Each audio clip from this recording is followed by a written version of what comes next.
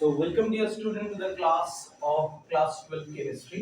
আজকের ক্লাসে আমরা ডিসকাস করতে চলেছি আরেকটা ইম্পর্টেন্ট টপিক যেটা আমাদের সিলেবাসে আছে, that is D and F block elements.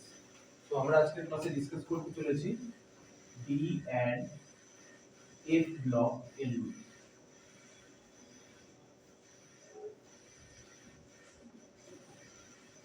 Very important D and F block elements. So প্রথমেই আমরা এখানে বলি যে এখানে এই চ্যাপ্টারটার মধ্যে আমরা ডি ব্লক এলিমেন্টস এবং এফ ব্লক এলিমেন্টস এর ব্যাপারে একটু ডিসকাস করব। ডি ব্লক এলিমেন্টস কারা, এফ ব্লক এলিমেন্টস কারা, কেন তাদেরকে ডি ব্লক বা এফ ব্লক এই নামটা দেওয়া হয়েছে বা তাদের আলাদা কি নাম আছে, এছাড়াও তাদের কিছু কিছু ক্যারেক্টারিস্টিক্স যেগুলো আমাদের পিওয়াইকিউ মানে প্রিভিয়াস ইয়ার কোশ্চেনে আমরা ফ্রিকোয়েন্টলি দেখেছি এসেছে, সেগুলো আমরা এখানে ডিসকাস করব।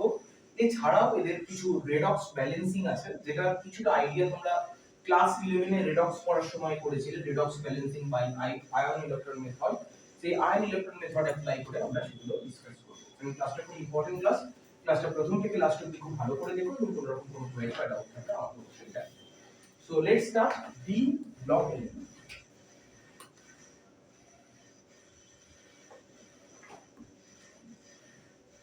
D block elements. Now, if you see D block elements, why this name D block element? এর আগে অলরেডি তোমরা S block element, P block element class 11 এ কিছুটা হলেও পড়েছো, যেখানে তোমরা পড়েছো যে এই সমস্ত এলিমেন্টস গুলোর যদি আমরা ইলেকট্রনিক কনফিগারেশনটা ভালো করে অবজার্ভ করি, তাহলে দেখতে পাবে যে এই সমস্ত এলিমেন্টস গুলোর পেনাল্টিমেট ইলেকট্রনটা বা ভ্যালেন্স সেলের ইলেকট্রনটা বেসিক্যালি ডি সাবসেলে যাচ্ছে। যেহেতু এরা ডি সাবসেলে যাচ্ছে, সেই জন্য এদেরকে বলছো ডি ব্লক। তার মানে ইলেকট্রনিক কনফিগারেশনটা ভালো করে অবজার্ভ করলে তুমি দেখতে পাবে যে এদের ইলেকট্রনটা কোন সেলে যাচ্ছে বলো, ডি সাবসেলে যাচ্ছে। ডি সাবসেলে যাওয়ার জন্য এদেরকে বলছো ডি ব্লক। এস ব্লকের ক্ষেত্রে এস সাবসেলে যাচ্ছে, পি ব্লকের ক্ষেত্রে লাস্ট ইলেকট্রনটা কোথায় যাচ্ছে, পি সাবসেলে। এখানে তোমার ডি সাবসেলে যাচ্ছে বলে ডি ব্লক। তাহলে এখানে তুমি লিখতে পারো the penultimate electron, the penultimate or valence electron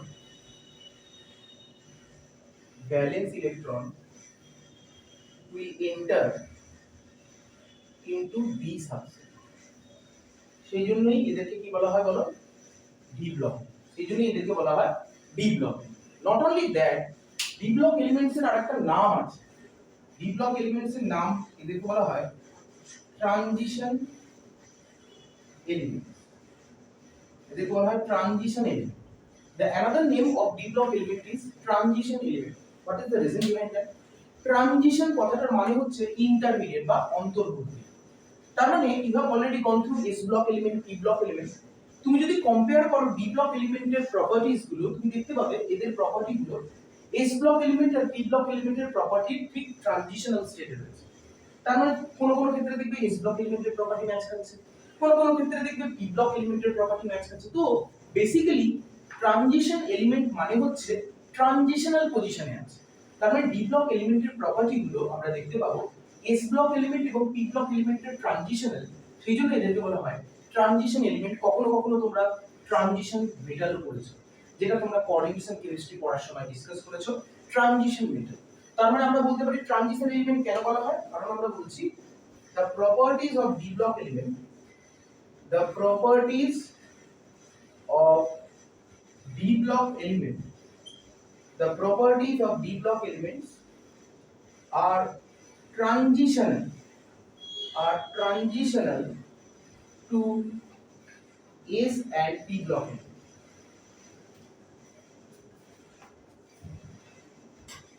তাহলে D block এলিমেন্টের প্রপার্টিটা আমরা দেখতে পাচ্ছি S block এলিমেন্ট এবং P block এলিমেন্টের প্রপার্টি ঠিক ট্রানজিশনাল স্টেটে আছে, সেই জন্য এদেরকে বলা হয় ট্রানজিশন। না, এই ডি ব্লক এলিমেন্ট বা ট্রানজিশন এলিমেন্ট গুলোকে আমরা কতগুলো পার্টে ক্লাসিফাই করতে পারি। ডি ব্লক মানে বুঝতেই পারছো যে এদের নিশ্চয়ই ডি অরবিটাল ইলেকট্রন ঢুকছে। তো সবথেকে মিনিমাম কি ডি অরবিটাল হতে পারে তোমরা জানো, 3d, কারণ 2d তো হয় না, 3d দিয়ে স্টার্ট। তাহলে 3d হতে পারে, বা হতে পারে 4d, বা হতে পারে 5d, বা হতে পারে 6d। So how many different types of D orbital তুমি দেখতে পাবে, 4 রকম। 3d series, 4d series, 5d series আর 6d সিরিজ, এই রকম 4 রকম ডিফারেন্ট টাইপস অফ আমরা ডি ব্লক এলিমেন্ট স্টাডি করব। ট্রানজিশনাল এলিমেন্ট স্টাডি করব। তার মানে যদি আমরা ক্লাসিফিকেশনে দেখি ডি ব্লক এলিমেন্টস, এদেরকে ক্লাসিফাই করা হয় 3-4টে ডিফারেন্ট পার্টে। একটাকে বলা হচ্ছে 3D সিরিজ, একটাকে বলা হচ্ছে 4D সিরিজ, একটাকে বলা হচ্ছে 5D সিরিজ, আর একটাকে বলা হচ্ছে কি বলো 6D series. 3D, 4D, 5D আর 6D সিরিজ। 3D সিরিজটা তো অলরেডি কোঅর্ডিনেশন কেমিস্ট্রি বা কোঅর্ডিনেশন কম্পাউন্ড পড়ার সময় ডিসকাস করে নিয়েছো তোমরা। সো 3D সিরিজের মধ্যে বেসিক্যালি আমরা পড়ে থাকি স্ক্যান্ডিয়াম থেকে জিঙ্ক, স্ক্যান্ডিয়াম টু জিঙ্ক আমরা 3D সিরিজ স্টাডি করে থাকি। স্ক্যান্ডিয়াম টু জিঙ্ক এটা আমরা 3D সিরিজ স্টাডি করে থাকি। এছাড়াও আমাদের 4D সিরিজের রেসপেক্টে আমরা ইট্রিয়াম থেকে ক্যাডমিয়াম অবধি স্টাডি করে থাকি। 5D সিরিজে আমরা ল্যান্থানাম থেকে স্টাডি করে থাকি মার্কারি অবধি। আর 6D সিরিজ ইনকমপ্লিট সিরিজ বলা হয়, অ্যাক্টিনিয়াম থেকে স্টার্ট হয় বাট এটা ইনকমপ্লিট হয়। কি থাকে? ইনকমপ্লিট, মানে এটা এখনো আমাদের অনেক ডিসকভারি বাকি আছে, সেই জন্য এই এলিমেন্টসটা এখন আমাদের কাছে ইনকমপ্লিট। স্টার্ট হয় অ্যাক্টিনিয়াম থেকে। তার মানে আমরা আবার বলছি, দেখো ডি ব্লক এলিমেন্টস গুলোকে আমরা 4টে সিরিজে ভাগ করতে পারি। We can classify D block element into 4 different series. One is 3D, another is 4D, another is 5D, another is 6D. 3D series means scandium to zinc, 4D means yttrium to cadmium, 5D means lanthanum to mercury, and 6D means actinium, and it is incomplete series. 3D series কে অনেক সময় বলা হয়, যেহেতু এটা D block element কে আমরা transition element বলছি, সুতরাং এটার আরেকটা নাম হচ্ছে first row transition element. First row transition element, first row transition. সেরকম ভাবে 4D কে কি বলা হবে বলো? Second row transition element. এটাকে বলা হয় থার্ড রো ট্রানজিশন এলিমেন্ট। আর 6D টাকে বলা হয় fourth row transition. Different types of name মনে রাখতে হবে। ডি ব্লক এলিমেন্টস এর তাহলে 4 রকমের নাম: 3D, 4D, 5D, 6D। 3D মানে হচ্ছে first row transition element starting from scandium to zinc. 4D series is second row transition element starting from yttrium to cadmium. 5D series lanthanum to mercury, third row, and fourth row is the 6D, that is actinium to neon. So that is all about the D block elements by transition elements. Now what is the general electronic configuration? What is the general electronic configuration? D block elements এর এখানে লিখে রাখো general electronic configuration কি হয়। general electronic configuration কি হয়?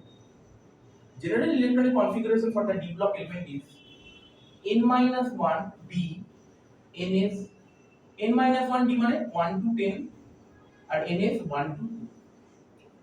D block elements এর general electronic configuration হচ্ছে n-1 d 1 to 10 ns 1 to 2। তার মানে তুমি যখন 3D সিরিজ বলছো, ভালো করে ভেবে দেখো, এটা বুঝে নাও। তুমি যখন 3D সিরিজ বলছো তখন তুমি এটাকে বলছো 3D, ভালো করে ভেবে দেখো, এটাকে তুমি 3 এটা d বলছো। তার মানে n-1 যদি 3 হয়, মানে n-1 যদি 3 হয়, তাহলে n এর ভ্যালু কত? 4। তাহলে এটা 3D হলে এটা হবে 4s, 4D হলে এটা হবে 5s, এটা 5D হলে এটা কি হবে বলো? 6s, সেরকম ভাবে 6D হলে কি হবে? 7s। এরকম ভাবে ইলেকট্রনিক কনফিগারেশন গুলো আমরা ডিনোট করে থাকি। General electronic configuration D block element, এটাও পরীক্ষায় জিজ্ঞেস করে, প্রিভিয়াস ইয়ারও জিজ্ঞেস করেছে, what is the general electronic configuration. Now এখান থেকে একটা খুব কনসেপচুয়াল কোশ্চেন পিওয়াইকিউ তে দেখতে পাবে, দ্যাট ইজ ট্রানজিশন এলিমেন্ট কাদের বলবো? তুমি বললে যে ট্রানজিশন এলিমেন্টের একটা বেসিক ডেফিনিশন দিয়েছো, this are those D block element এদের যাদের প্রপার্টি এস ব্লক আর পি ব্লকের ট্রানজিশন, মানে কখনো এস ব্লকের প্রপার্টি ম্যাচ করছে, কখনো পি ব্লকের প্রপার্টি, বা দুজনের অন্তর্ভুক্ত। বাট ট্রানজিশন এলিমেন্ট হওয়ার মেইন কন্ডিশনটা হচ্ছে, মাথায় রাখবে, ট্রানজিশন এলিমেন্ট হওয়ার মেইন কন্ডিশনটা হচ্ছে এদের মধ্যে ইনকমপ্লিট ডি অরবিটাল থাকতে হবে। কি থাকতে হবে? ইনকমপ্লিট ডি অরবিটাল ইলেকট্রন থাকতে হবে। তার মানে ট্রানজিশন এলিমেন্ট আমি তাদেরকেই বলবো যাদের মধ্যে ইনকমপ্লিট ডি অরবিটাল ইলেকট্রন আছে। তার মানে এখানে ডি ইলেকট্রনের কনফিগারেশন গুলো যদি তুমি ভালো করে অবজার্ভ করো তাহলে তুমি দেখতে পাবে এদের ইনকমপ্লিট ডি অরবিটাল, মানে 1 থেকে স্টার্ট করে 9 অবধি কখনো D10 হবে না। যদি কোনোভাবে D10 হয়ে যায়, D10 মানে কি ফুলফিল কনফিগারেশন, আর ফুলফিল কনফিগারেশন যাদের আছে তাদেরকে আমরা ট্রানজিশন এলিমেন্ট বলবো না, অলদো ওদের মধ্যে ডি ইলেকট্রন আছে। তার মানে দেখো জিনিসটা তোমাকে কিন্তু বুঝতে হবে, সব ডি ব্লক এলিমেন্ট কিন্তু ট্রানজিশন এলিমেন্ট নয়। তাহলে ট্রানজিশন এলিমেন্ট হওয়ার শর্তটা কি? তোমার ইনকমপ্লিট ডি ইলেকট্রন থাকবে। ইনকমপ্লিট ডি ইলেকট্রন মানে কি? ডি অরবিটালে তোমার 1 থেকে 9 অবধি ম্যাক্সিমাম ইলেকট্রন থাকবে, D10 হলে হবে না। D10 মানেই হয়ে যাচ্ছে কি বলো, fulfil configuration. Complete electronic configuration যদি থাকে ডি অরবিটালে, সেটাকে তুমি কখনোই ট্রানজিশন এলিমেন্ট বলতে পারবে না, অলদো সেখানে হয়তো ডি ইলেকট্রন আছে। কারণ ডি ইলেকট্রন থাকলেই পেনাল্টিমেট বা ভ্যালেন্স ইলেকট্রনটা যদি ডি অরবিটালে যায় তবেই তো তুমি সেটাকে ডি ব্লক এলিমেন্ট বলছো। কিন্তু সব ডি ব্লক এলিমেন্ট কিন্তু ট্রানজিশন এলিমেন্ট নয়। যেমন একটা কোশ্চেন পরীক্ষাতে খুব দেয়, যেটা আমরা এখানে ডিসকাস করতে চলেছি। কোশ্চেনটা হচ্ছে জিঙ্ক, ক্যাডমিয়াম আর মার্কারি। কোশ্চেনটা হচ্ছে zinc, cadmium and mercury are not transition elements, although they have d electrons,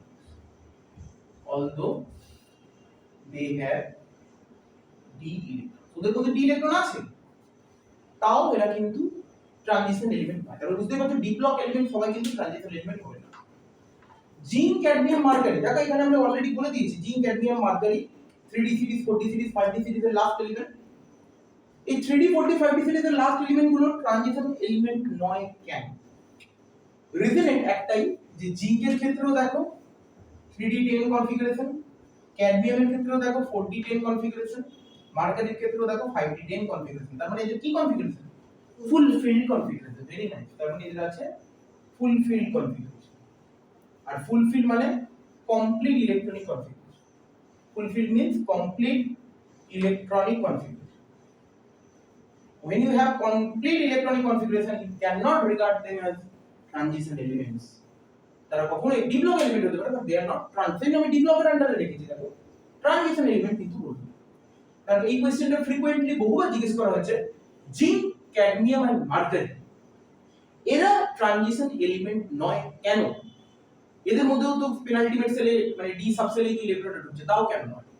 কারণ এদের মধ্যে ফুলফিল বা কমপ্লিট ইলেকট্রনিক কনফিগারেশন রয়েছে, fulfil electronic configuration. Not only that, এখান থেকে আরেকটা কোশ্চেন জিজ্ঞেস করে যে জিঙ্ক, এটার রেসপেক্টে একটু বেসিক কনসেপ্ট একটু তোমাকে জানতে হবে মেটালিক বন্ডিং এর। তো জিজ্ঞেস করে যে জিঙ্ক, ক্যাডমিয়াম, মার্কারি এরা হয় সফট মেটাল। কি হয়? Soft metals rather than any other D block elements. একই রিজন, ট্রানজিশন এলিমেন্টস গুলোর মেটালিক বন্ডিং খুব স্ট্রং হয়। কি বললাম? ট্রানজিশন এলিমেন্টস গুলোর মেটালিক বন্ডিং কি হয়? খুব স্ট্রং হয়। দুটো রিজন আছে। একটা হচ্ছে greater effective nuclear charge, D অরবিটালে ইলেকট্রন আছে, তার মানে কি এফেক্টিভ নিউক্লিয়ার চার্জ বেশি থাকবে। আর সেকেন্ড জিনিস যেটা হচ্ছে ionization enthalpy of D block elements is very much low. Low ionization enthalpy আর গ্রেটার এফেক্টিভ নিউক্লিয়ার চার্জের জন্য ট্রানজিশন এলিমেন্ট বা ধরে নাও ডি ব্লক এলিমেন্টস যেগুলো আছে সেগুলোর মেটালিক বন্ডিং বা ট্রানজিশন এলিমেন্টগুলোর মেটালিক বন্ডিং খুব স্ট্রং হয়। কিন্তু জিঙ্ক, ক্যাডমিয়াম, মার্কারি এটা তো অলরেডি তুমি পড়ে নিয়েছো, এটা ট্রানজিশন মেটাল নয়। তাছাড়াও এরা সফট হয়। সফট মানে কি? এদের মেটালিক বন্ডিংটা কি হবে? উইক হবে। তার মানে মাথায় রাখবে সব ট্রানজিশন মেটাল এলিমেন্ট ম্যাক্সিমাম যত পড়ছো সেগুলোর মেটালিক বন্ড কি হবে? স্ট্রং হবে। একমাত্র এক্সেপ্ট জিঙ্ক, ক্যাডমিয়াম আর মার্কারি, যারা কিনা last element of 3d, 4d and 5d series. তার মানে এখানে একটা পয়েন্ট ছোট্ট করে লিখে রাখো, এই কোশ্চেনটাও এই জিঙ্ক, ক্যাডমিয়াম, মার্কারি দিয়ে এসেছে, plus zinc, cadmium, mercury soft metal. Normally এটা কি হওয়া উচিত ছিল? ট্রানজিশন মেটাল এলিমেন্টের রেসপেক্টে হার্ড। কিন্তু আমরা তো অলরেডি বলে দিলাম এটা ট্রানজিশন মেটাল হবে। অ্যানসার হচ্ছে না, কারণ এদের কি আছে? কমপ্লিট বা ফুলফিলড ইলেকট্রনিক কনফিগারেশন। অলদো এদের ডি ইলেকট্রন আছে, তাও এটা ট্রানজিশন এলিমেন্ট নয়। আর ট্রানজিশন এলিমেন্ট গুলো হয় হার্ড মেটাল, তাহলে এটা তো সফট মেটাল হতে বাধ্য, কারণ এটা ট্রানজিশন এলিমেন্টই নয়, fulfil electronic configuration. That is the first reason. Second reason, transition এলিমেন্টের ক্ষেত্রে মেটালিক বন্ড কেন স্ট্রং হয়? দুটো রিজন তুমি জাস্টিফাই করছো।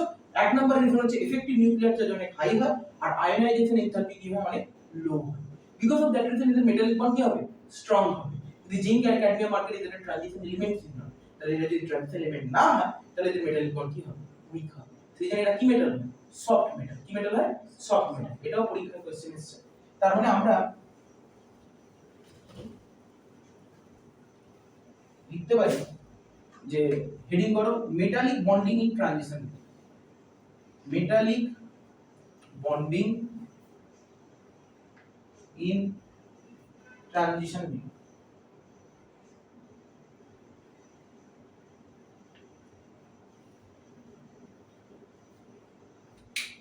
or transition element you can say.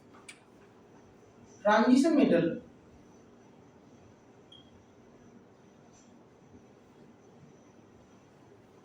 has or have strong metallic bond. Strong metallic bond. One of the reason is that greater effective nuclear charge. Greater effective nuclear charge. Greater effective nuclear charge. Remember these 2 points. Greater effective nuclear charge, and the second point is low ionization enthalpy. Low ionization enthalpy. Because of these 2 reasons, transition elements গুলো কি হয় strong metallic bond নিয়ে থাকে। তো আমরা তো already বলেই দিলাম জিঙ্ক ক্যাডমিয়াম মার্কারি তো এটা ট্রানজিশন এলিমেন্টই না। তাহলে ট্রানজিশন এলিমেন্ট যদি না হয় তাহলে তো সফট মেটাল হতে বাধ্য। আর এটা হার্ড মেটাল কেন? ট্রানজিশন এলিমেন্ট বাকিগুলো কারণ এর মধ্যে এফেক্টিভ নিউক্লিয়ার চার্জ অনেক হাই হয় আর আয়নাইজেশন এনথালপি অনেক লো হয়। আয়নাইজেশন এনথালপি মানে বুঝতেই পারছো the amount of energy which is required to remove one electron from an isolated gaseous atom to the ground state to generate the corresponding cation. একটা metal gaseous স্টেটে যে রয়েছে isolated, সেখান থেকে মেটাল ক্যাটায়নটা তৈরি করতে মানে একটা ইলেকট্রন রিমুভ করতে যে অ্যামাউন্ট অফ এনার্জি লাগে সেই অ্যামাউন্ট অফ এনার্জিটাকে আমরা আয়নাইজেশন এনথালপি বা আয়নাইজেশন এনার্জি বলে থাকি। So that is basic thing we are discussing over here. Ionisation enthalpy খুব লো, তার মানে ইজিলি ওই ভ্যালেন্স ইলেকট্রনটাকে বার করতে পারবে না। তো এরকম একটা সিচুয়েশনের রেসপেক্টে আমরা এর মেটালিক বন্ডিংটাকে অনেকটা স্ট্রং মনে করি। তুমি ভেবে দেখো না, কারো মেটালিক বন্ড যত বেশি স্ট্রেনথেন থাকবে সেই মেটালিক বন্ডটা ভাঙতেই তো তোমার বেশি এনার্জি লাগবে। তার মানে মেটালিক বন্ড ভাঙতে হবে তারপরে ইলেকট্রন রিমুভ করতে হবে, তাহলে কত কিছু কষ্টের ব্যাপার বলো। তার মানে সেখানে তুমি ইলেকট্রন কি বার করতে পারবে? অত ইজিলি পারবে না। তাহলে আয়নাইজেশন এনথালপি কি হবে লো হবে। এই low ionization enthalpy plus greater effective nuclear চার্জের জন্য। এবার গ্রেটার এফেক্টিভ নিউক্লিয়ার চার্জ মানে কি? এফেক্টিভ নিউক্লিয়ার চার্জ মানে কি? Nucleus attracts the valence electron more effectively. Nucleus attracts the valence electron more effectively. কারো ক্ষেত্রে নিউক্লিয়াসের সাথে ভ্যালেন্স ইলেকট্রনটা যত বেশি অ্যাট্রাকশন ফোর্স নিয়ে অ্যাট্রাক্ট করবে তার ক্ষেত্রে কি তুমি সেই অ্যাট্রাকশনটাকে ব্রেকডাউন করে ইলেকট্রনটাকে রিমুভ করতে পারবে ইজিলি? অ্যানসার হচ্ছে না। তো সেই এফেক্টিভ নিউক্লিয়ার চার্জ বেশি হওয়ার জন্য মেটালিক বন্ডটা কি হচ্ছে স্ট্রং হয়ে যাচ্ছে। বিকজ অফ দ্যাট রিজন আমরা ট্রানজিশন এলিমেন্টের ক্ষেত্রে দেখতে পাচ্ছি দুটো reason, effective nuclear charge high, ionization enthalpy low, সেটার জন্য মেটালিক বন্ড স্ট্রং হয়। এক্সেপ্ট জিঙ্ক ক্যাডমিয়াম মার্কারি যারা ট্রানজিশন এলিমেন্টও নয়। কেন? কারণ তাদের ক্ষেত্রে দেখো ফুলফিলড বা কমপ্লিট ডি অরবিটাল ইলেকট্রন আছে। 3d 4d এবং 5d সিরিজের লাস্ট এলিমেন্ট যারা 3d10 4d10 এবং 5d10 ইলেকট্রনিক কনফিগারেশন নিয়ে বিলং করছে যেগুলো তারা ট্রানজিশন এলিমেন্ট নয়। কারণ ট্রানজিশন এলিমেন্ট হওয়ার কন্ডিশন আমি বলেছিলাম তাদের কিন্তু ইনকমপ্লিট ডি অরবিটাল ইলেকট্রনটা থাকতে হবে, যেটা কিনা এদের ক্ষেত্রে থাকে না।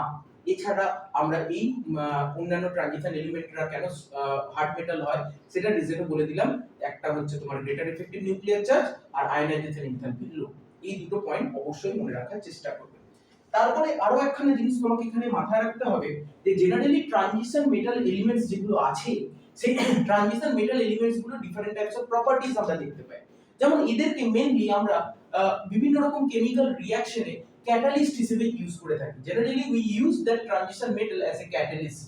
Different types of chemical reaction তুমি দেখে নাও। তুমি খুব ফেমাস একটা রিঅ্যাকশন পড়েছো হাইড্রোজেনেশন, ছোটবেলা থেকে পড়ে আসছো। হাইড্রোজেনেশন মানে অ্যালকিন থেকে অ্যালকিন বানানো। অ্যালকিন থেকে অ্যালকেন বানানোর সময় তোমরা মনে করে দেখো নিকেল হাইড্রোজেন ইউজ করতে, প্যালাডিয়াম হাইড্রোজেন ইউজ করতে, প্ল্যাটিনাম হাইড্রোজেন ইউজ করতে। All this are the transition element. কেন এই ট্রানজিশন এলিমেন্ট গুলোকে আমরা বেসিক্যালি ক্যাটালিস্ট হিসেবে ইউজ করি? সো মেক এ হেডিং এর পরের জায়গাটা যেটা আমরা ডিসকাস করছি, transition element are used as a catalyst. এটাও পরীক্ষায় এসেছে, দেখবে প্রিভিয়াস ইয়ারে। Transition elements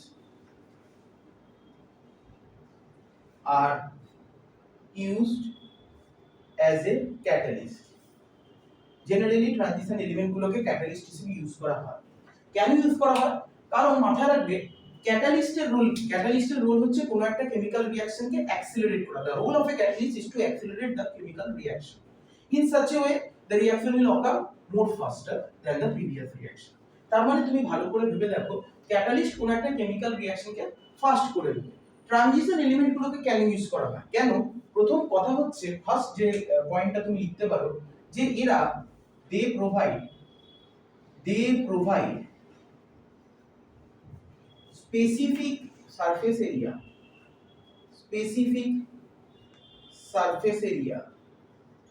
they provide specific surface area to carry out the catalysis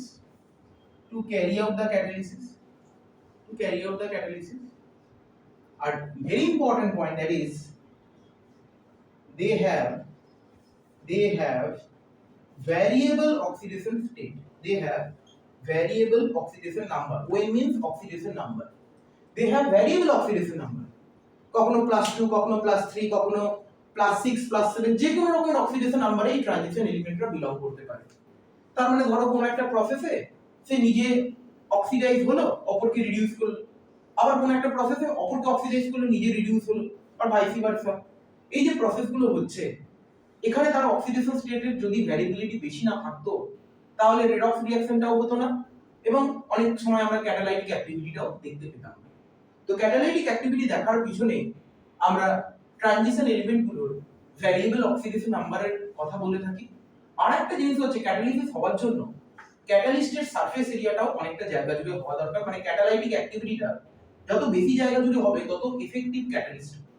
তাহলে এফেক্টিভ ক্যাটালিস্ট হতে হবে। ক্যাটালিস্ট তো যে কেউ হতে পারে, কিন্তু ক্যাটালিস্টের ক্যাটালাইটিক অ্যাক্টিভিটি অনেকগুলো ফ্যাক্টরের উপর ডিপেন্ড করে। তার মধ্যে ফার্স্ট ফ্যাক্টর হচ্ছে এফেক্টিভ ক্যাটালিসিস হওয়ার জন্য দরকার পড়ে সারফেস এরিয়া। তোমার সারফেস এরিয়া যত বেশি থাকবে, তত ক্যাটালাইটিক অ্যাক্টিভিটিটা অনেক জায়গা জুড়ে হবে, এন্ড অ্যাকর্ডিংলি তোমার রিঅ্যাকশনটা অ্যাক্সিলারেট করবে। কিন্তু তোমার ক্যাটালাইটিক অ্যাক্টিভিটিটা যদি খুব স্মল এরিয়া জুড়ে হয়, তাহলে তার এফেক্টিভনেস অনেক কম থাকবে। রিঅ্যাকশনটা ফাস্ট হবে, কিন্তু অতটাও ফাস্ট হবে না যতটা তুমি ডিজায়ার করেছিলে। সেই জন্য ক্যাটালাইটিক অ্যাক্টিভিটিটা এই ট্রানজিশন এলিমেন্টস গুলো অনেকটা বেশি জায়গা জুড়ে করার রেসপেক্টে রিঅ্যাকশনটাকে খুব ফাস্ট করে দেয়। আর সেকেন্ড হচ্ছে, ভ্যারিয়েবল অক্সিডেশন স্টেট হওয়ার জন্য আলটিমেটলি এই ক্যাটালাইটিক অ্যাক্টিভিটি গুলো আরো অ্যাক্সিলারেটেড হয়। তো দুটো রিজনই তোমাকে কিন্তু এখানে জাস্টিফাই করতে হবে যে why transition elements are used as a catalyst. It is basically because of two reasons.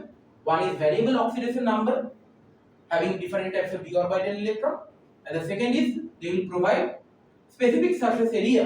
আবার বলো না লার্জ সারফেস এরিয়া, বিশাল লার্জ সারফেস এরিয়া দেয় না, স্পেসিফিক সারফেস এরিয়া দেয় to carry out the catalysis process. এই দুটো পয়েন্ট মাথায় রাখবে, খুব ইম্পর্টেন্ট। তোমার যত ট্রানজিশন এলিমেন্টস পড়ছো, তার মধ্যে খুব ইম্পর্টেন্ট একটা ট্রানজিশন এলিমেন্টের কথা বলছি, সেটা হচ্ছে কপার। কপার যখন +1 স্টেটে বিলং করে, it is not stable in aqueous medium. এটা অতটা স্টেবল নয় in aqueous solution or aqueous medium. What is the reason behind it? Copper দুটো অক্সিডেশন স্টেটে থাকে, জেনারেলি +1 or +2, কিন্তু কপার +1 স্টেটে কিন্তু কখনোই aqueous সলিউশনে থাকতে পারে না। Copper generally prefers +2 oxidation state, not the +1 oxidation state. What is the reason behind it? It is also very important QIQ. কপারের অক্সিডেশন স্টেট +1 যখন থাকবে, aqueous সলিউশনে সে স্টেবল নয়। কেন? কারণ কোনো একটা মাথায় রাখবে, কোনো একটা আয়ন যখন aqueous সলিউশনে থাকে, মানে ওয়াটারে থাকে, তখন তার যে হাইড্রেশন এনার্জিটা আমরা দেখতে পাই ওয়াটারে বা কোনো সলভেন্টে থাকার জন্য, যে কোনো সলভেন্টের ক্ষেত্রে সলভেশন এনার্জি বলবো, ওয়াটারের ক্ষেত্রে হাইড্রেশন এনার্জি বলবো। সেই হাইড্রেশন এনার্জি যার যত বেশি নেগেটিভ হবে, তত সে সলিউশনে এক্সিস্ট করবে বেশি। কিন্তু যার এই হাইড্রেশন এনার্জির ভ্যালুটা অনেক কম হবে, তার সলিউশনে এক্সিস্ট করার পসিবিলিটি সেটা কিন্তু কমে যাবে। আজকে তুমি ভালো করে ভেবে দেখো, it is very important to mention that copper 1, which is unstable in aqueous solution, because the heat of hydration that is generated when copper 1 present in aqueous solution, that is very much less negative. It is also negative so that it will be present in the aqueous solution, but the magnitude of hydration energy is very much less negative for copper plus 1. But if you consider the copper plus 2, that heat of hydration energy will be very much greater negative or more negative than the copper 1. আমি একটু আগে বললাম যত hydration energy মোর negative হবে তত সে সলিউশনে exist করবে। সেই জন্য কপার প্লাস 1 কখনো অ্যাকোয়াস সলিউশনে এক্সিস্ট করে না, আনস্টেবল হয়। সে কি করে বলো তো? ডিসপ্রপোর্শনেট করে যায়। In redox chemistry class 11 you have already studied disproportionation reaction. What is disproportionation reaction? Disproportionation reaction is a type of redox reaction in which one oxidation number of a particular element will disproportionate into two different oxidation number. Disproportionate কথাটার মানে হচ্ছে ভেঙে যাওয়া, break down করা। তার মানে এটা এমন একখানা রেডক্স রিঅ্যাকশন যেখানে একটা পার্টিকুলার অক্সিডেশন নাম্বার ভেঙে গিয়ে দুটো ডিফারেন্ট অক্সিডেশন নাম্বারে কনভার্টেড হবে, যার মধ্যে একটাতে হবে অক্সিডেশন আর একটাতে হবে রিডাকশন। সো এই ডিসপ্রপোর্শনেশন রিঅ্যাকশনটা আমরা কপার প্লাস 1 এ দেখতে পাই যখন আমরা এই কপার প্লাস 1টাকে বা কপার সল্ট যেখানে কপার প্লাস 1 স্টেটে আছে সেটাকে আমরা অ্যাকোয়াস সলিউশনে ডিসলভ করি। কেন হয় তো সেটার রেসপেক্টে আমি রিজনটা দিচ্ছি দেখো। তার মানে কপার প্লাস 1 এটা যখন অ্যাকোয়াস সলিউশনে থাকে it will disproportionate into copper plus 2 that is also in aqueous solution plus copper 0 that is also in aqueous solution. তার মানে এই রিঅ্যাকশনটাকে বলা হয় ডিসপ্রপোর্শনেশন reaction. if you balance it that should be 2Cu plus 2Cu2 plus and C. তার মানে one of the copper plus ion will disproportionate into copper 2 plus and copper। তার মানে ভেবে দেখো এখানে প্লাস 1 কপারটা কিসে কনভার্টেড হচ্ছে প্লাস 2, তার মানে প্লাস 1 থেকে প্লাস 2 হচ্ছে মানে অক্সিডেশন নাম্বার বাড়ছে, আর অক্সিডেশন নাম্বার বাড়া মানে এটাকে কি বলতে পারি অক্সিডেশন। আর প্লাস 1 থেকে আবার একই সাথে দেখো কপার হচ্ছে, তাহলে কপার এখানে কি স্টেটে আছে জিরো, কিছু বলা নেই মানে জিরো এলিমেন্টাল স্টেট, তাহলে প্লাস 1 থেকে জিরো মানে এখানে কি হবে রিডাকশন। ভালো করে নোটিস করে দেখো, তাহলে it is a type of redox reaction. এটাকে আমরা কি রিঅ্যাকশন বলতে পারি? ডিসপ্রপোর্শনেশন রিঅ্যাকশন। ডিসপ্রপোর্শনেশন রিঅ্যাকশন। তার মানে ডিসপ্রপোর্শনেশন রিঅ্যাকশনে আমি দেখতে পাচ্ছি কপার প্লাস 1টা ভেঙে কপার 2 প্লাস হয়ে যাচ্ছে। কেন হচ্ছে? দুই রকম কোশ্চেন হতে পারে যে copper plus 1 is not stable in aqueous medium, why? or why copper plus in aqueous solution disproportionate to give copper 2 plus and copper. The reason I have already explained. কোনো আয়ন কি aqueous সলিউশনে থাকতে গেলে তার heat of হাইড্রেশনটাকে more negative value নিয়ে থাকতে হবে, আর মোর নেগেটিভ ভ্যালু মানে কি স্পন্টেনিয়াস হবে, তবেই তো এই সলিউশনে থাকবে। কারণ আমরা কি করেছি তুমি ভেবে দেখো, এই যে copper plus 1 in case of this delta hydration of heat that is coming out to be less negative, লিখে রাখো less negative, but here delta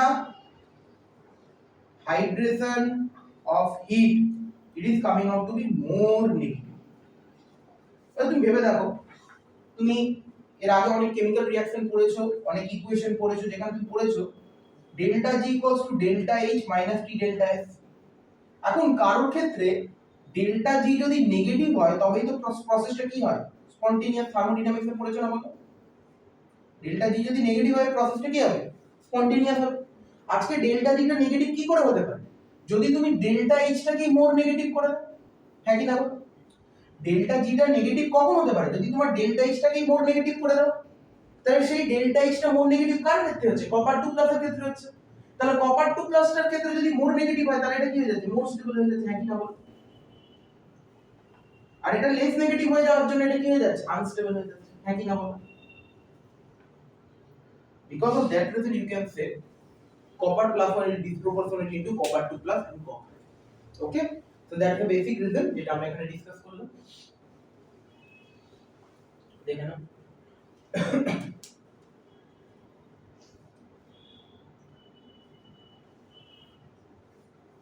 হয়েছে?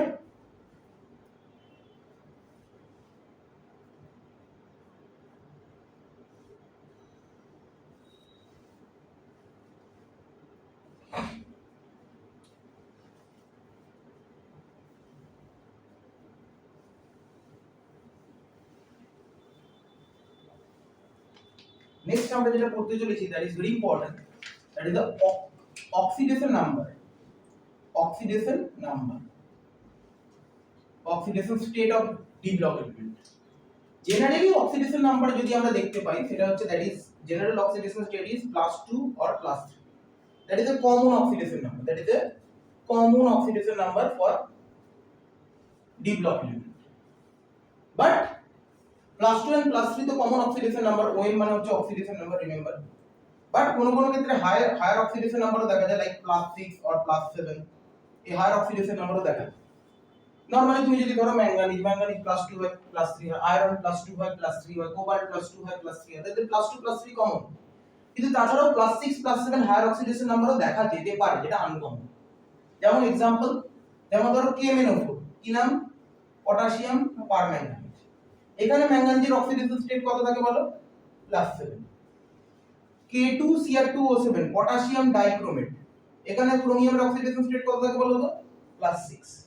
তাহলে এই রকম কিছু কিছু কম্পাউন্ড থাকবে যেখানে তুমি অক্সিডেশন স্টেটটা হায়ার পেতে পারো, লাইক +6 বা +7 এরকম অক্সিডেশন স্টেট তুমি এখানে পেতে পারো। তাহলে KMnO4 এ ম্যাঙ্গানিজ +7, পটাশিয়াম ডাইক্রোমেটে ক্রোমিয়াম +6, এরকম অক্সিডেশন নাম্বার নিয়েও কিন্তু এরা থাকতে পারে। তো তোমাকে যদি বলে what is the common oxidation number of D block element, তুমি বলবে +2 বা +3, এছাড়াও হায়ার অক্সিডেশন স্টেট +6 বা +7 এও এরা বিলং করতে পারে। এখন এখানে মাথায় রাখতে হবে যে এই অক্সিডেশন নাম্বার রিলেটেড একটা PYQ প্রিভিয়াস ইয়ারে এসেছিল, যে ধরো তোমার কাছে কিছু কিছু সিস্টেম আছে like MnO4 minus, like Cr2O7 minus, like VO2 plus, এই তিনটে আয়নস দিয়েছে। বলছে এদের অক্সিডাইজিং প্রপার্টি বা অক্সিডাইজিং এবিলিটির অর্ডার কি হবে। তার মানে মাথায় রাখবে যে জানতে চাইছে কি অক্সিডাইজিং এবিলিটির প্রপার্টি, অক্সিডাইজিং এবিলিটি রিলেটেড প্রবলেমটা থেকে দিয়েছে। অক্সিডাইজিং এবিলিটির অর্ডার কি হবে মাথায় রাখবে, oxidizing ability is directly proportional to the oxidation number. Oxidizing ability is directly proportional to the oxidation number. So if you are going to increase the oxidation number, oxidizing property also increases. If you are going to increase the oxidation number, oxidizing property increases. So with the increase of oxidation number or oxidation state, oxidizing property যদি বাড়ে তাহলে তোমাকে দেখতে হবে এই তিনটের মধ্যে কোনটার অক্সিডেশন নাম্বার বেশি আছে, যার বেশি আছে তার অক্সিডাইজিং প্রপার্টিও কি আছে, বেশি আছে। তাহলে তুমি MnO4 মাইনাস এর অক্সিডেশন যদি দেখো ম্যাঙ্গানিজের, that is coming out to be কি +7, ক্রোমিয়ামের যদি দেখো that is coming out to be কি +6, ভ্যানাডিয়ামের যদি দেখো, যদি ভ্যানাডিয়ামের দেখো VO2 প্লাস আছে, তাহলে x +2 * -2 = +1, তাহলে x - 4 = +1, তাহলে x হচ্ছে +5, তাহলে এখানে ভ্যানাডিয়াম কি আছে +5 আছে। তাহলে অক্সিডেশন নাম্বার কার সবথেকে বেশি? MnO4 এর ম্যাঙ্গানিজে, তারপরে ক্রোমিয়ামের +6, তারপরে ভ্যানাডিয়ামের +5, বোঝা গেল? তাহলে অক্সিডেশন নাম্বার যদি যার যত বেশি হবে তার অক্সিডাইজিং প্রপার্টিও কি হবে, বেশি হবে। তাহলে আমরা এখানে লিখতে পারি অক্সিডাইজিং এবিলিটির অর্ডার কি হবে বলো, MnO4 মাইনাস সবথেকে বেশি অক্সিডাইজ করবে, দেন Cr2O7 মাইনাস, দেন VO2 প্লাস। বোঝা গেল জিনিসটা? তার মানে যত অক্সিডেশন নাম্বার বাড়বে তত অক্সিডাইজ করার পসিবিলিটিও বাড়বে, তার মানে সে অন্যত অত ভালো অক্সিডাইজিং এজেন্ট হিসেবে ইউজ হতে পারে। তার মানে তুমি ভেবে দেখো সবথেকে ভালো অক্সিডাইজিং এজেন্ট তাহলে কে? MnO4 minus. MnO4 মাইনাস মানে কি? পটাশিয়াম পারম্যাঙ্গানেট, দেন পটাশিয়াম ডাইক্রোমেট, দেন VO2 প্লাস। ওকে, এরপরে আরেকখানা কনসেপ্ট আমরা এখানে ডিসকাস করি, দেখো খুব ইম্পর্টেন্ট। এটা হয়ে গেছে ক্লিয়ার? নেক্সট দেখো আমরা এখানে আরেকখানা প্রপার্টি বা জায়গা ডিসকাস করছি, সেটা হচ্ছে ম্যাঙ্গানিজ। বলছে manganese can form MnF4 while manganese can form Mn2O7. Manganese can form MnF4 while manganese can also form Mn2O7. মানে ফ্লুরিন যদি ম্যাঙ্গানিজ নেয় চারটের বেশি নিতে পারে না। অক্সিজেন নিলে দেখো দুটো ম্যাঙ্গানিজ অক্সিজেনের রেসপেক্টে দেখো 7টা অক্সিজেন নিতে পারছে। কেন? ম্যাঙ্গানিজ MnH4 ফর্ম করে, ম্যাঙ্গানিজ আবার Mn2O7 এ ফর্ম করে। এদের মধ্যে কি রিজন থাকতে পারে যেটার জন্য অক্সিজেন অ্যাকোমোডেশনে কোনো প্রবলেম হচ্ছে না, এতগুলো অক্সিজেন নিয়ে নিচ্ছে? ফ্লুরিনের ক্ষেত্রে দেখো চারটেই নিতে পারছে কেন? যদি তোমাকে কেউ যদি জিজ্ঞেস করে what will be your answer, এগুলো দেখো অ্যাকাউন্ট ফর দ্য ফলোইং বা give reason type of question respected PYQ তে এসেছে। কি রিজন হতে পারে? রিজন হচ্ছে আজকে ধরো তুমি ভেবে দেখো, তুমি এমন একখানা এলিমেন্টকেই তো বন্ড হিসেবে নেবে বা বন্ড করবে যার সাথে বন্ড করার পর তুমি কি পাবে? স্টেবিলিটি পাবে। তুমি এমন একজন এলিমেন্টকেই তো বন্ড করবে যার সাথে বন্ড করার পর কি পাবে? স্টেবিলিটি পাবে। আজকে তুমি ভালো করে ভেবে দেখো তো, কার সাথে বন্ড করেও স্টেবিলিটি পাচ্ছে? অক্সিজেনের সাথে। কেন? কারণ অক্সিজেন বেসিক্যালি ডাবল বন্ড তৈরি করে, আর ফ্লুরিন বেসিক্যালি কি বন্ড তৈরি করে বলো? সিঙ্গেল বন্ড তৈরি করে। তাহলে যে ডাবল বন্ড তৈরি করে সে তো তোমাকে স্টেবিলিটি দেবে বেশি, কারণ সে ডাবল বন্ড মানে কি? Bond energy high. আর সিঙ্গেল বন্ড মানে তো তার বন্ড এনার্জি লো। তাহলে যার বন্ড এনার্জি বা মাল্টিপল বন্ড তৈরি করার পসিবিলিটি বেশি থাকবে, তার স্টেবিলিটি দেওয়ার ক্ষমতাও বেশি থাকবে। সেই জন্য ম্যাঙ্গানিজ বেসিক্যালি দেখছে যে আমি তো মাল্টিপল বন্ড তৈরি করতে পারছি অক্সিজেনের রেসপেক্টে, তাহলে আমি অক্সিজেনের সাথে বন্ড করব রাদার দ্যান ফ্লুরিন। সেই জন্য অক্সিজেনকে ম্যাক্সিমাম এক্সটেন্টে বন্ড করছে, আর ফ্লুরিনের সাথে চারটে ফ্লুরিনের সাথে বন্ড করছে। তার মানে এখানে লিখে রাখো, it can be illustrated, it can be illustrated in terms of multiple bond formation, multiple bond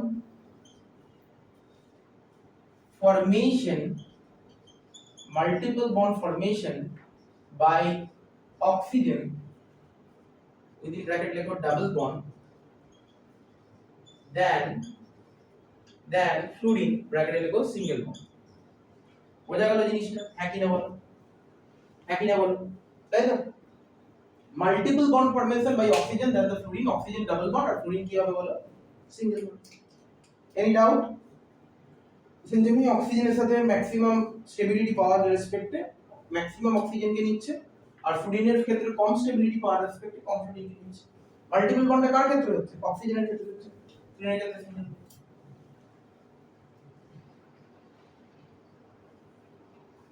বোঝা গেল?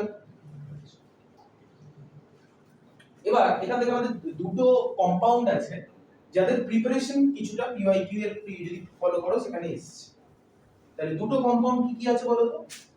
একটা আছে পটাশিয়াম ডাইক্রোমেট K2Cr2O7, আর একটা আছে KMnO4 পটাশিয়াম পারম্যাঙ্গানেট। এই দুটো কম্পাউন্ডের প্রিপারেশন থেকে প্রিভিয়াস ইয়ারে কোশ্চেন এসেছে, তো আমি একবারই একটা জায়গায় লিখে দিচ্ছি যাতে আর বারবার মুছতে না হয়। তাহলে প্রিপারেশনটা দিয়ে PYQ তে কোশ্চেন এসেছে। প্রিপারেশন পটাশিয়াম ডাইক্রোমেট কিভাবে করা হয় ভালো করে দেখো। ক্রোমাইড ওর ইউজ করা হয়। ক্রোমাইড ওর মানে হচ্ছে FeCr2O4 নেয়া, তার মধ্যে সোডিয়াম কার্বনেট আর অক্সিজেন দিয়ে ট্রিট করা হয়। তার ফলে আমার তৈরি হয় রোস্টিং একটা প্রসেস, FeCrO4 তৈরি হয়, FeCrO4 তৈরি হয়। ওকে, তারপরে এখানে H2SO4 দিয়ে ট্রিট করা হয়, সরি এটা NaCrO4 তৈরি হয় কারণ সোডিয়াম কার্বনেট দিচ্ছ, NaCrO4 তৈরি হয়। তাহলে ক্রোমাইড ওর নিলে, এটা কি ওর নিলে বলো তো? ক্রোমাইড। ক্রোমাইড ওরে সোডিয়াম কার্বনেট আর অক্সিজেন দিয়ে ট্রিট করলে তৈরি হয় সোডিয়াম ক্রোমেট, এটা তৈরি হয় ক্রোমেট। ক্রোমেটের মধ্যে H2SO4 দিলে তৈরি হয় বেসিক্যালি Na2Cr2O7 সোডিয়াম ডাইক্রোমেট। এর মধ্যে যদি তুমি KCl দিয়ে দাও তাহলে তৈরি হবে K2Cr2O7। এক বছর if you follow the PYQ previous year question, they have given in terms of language based question. Language based মানে বলছে suppose we have a chromite or if we treat this with sodium carbonate and oxygen we are getting compound A, then compound A is treated with sulfuric acid we are getting compound B, then compound B is treated with KCl we are getting compound C, identify ABC। বোঝা গেল? তখন তোমাকে এরকম ভাবে বলতে হবে। আরেকবার এসেছিল ডাইরেক্টলি কেমিক্যাল রিঅ্যাকশন দিয়ে FeCr2O4 plus Na2CO3 plus O2 what will be the product, দিয়ে এটা X দিয়ে দিল, তারপর H2SO4 দিয়ে এটা Y দিয়ে দিল, KCl দিয়ে Z দিয়ে দিল, আইডেন্টিফাই। তো এটা আমরা কি পেলাম? পটাশিয়াম ডাইক্রোমেট পেলাম। লাস্টে যেটা পেলাম সেটার নাম কি? Potassium dichromate.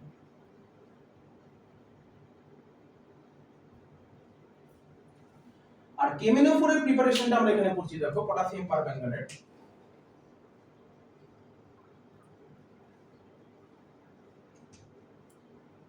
পটাশিয়াম পারম্যাঙ্গানেটের প্রিপারেশন করার জন্য বেসিক্যালি আমরা নেব ম্যাঙ্গানিজ ডাইঅক্সাইড। ম্যাঙ্গানিজ ডাইঅক্সাইড তো ডাইরেক্টলি নেব, এটা আমরা নেব পাইরোলুসাইড ওর। পাইরোলুসাইড ওর, পাইরোলুসাইড ওর নেব। পাইরোলুসাইড ওর মানে MnO2, তার মধ্যে আমরা KOH আর অক্সিজেন দিয়ে ট্রিট করব, তার ফলে আমরা পেয়ে যাব K2MnO4 ম্যাঙ্গানেট পাবো।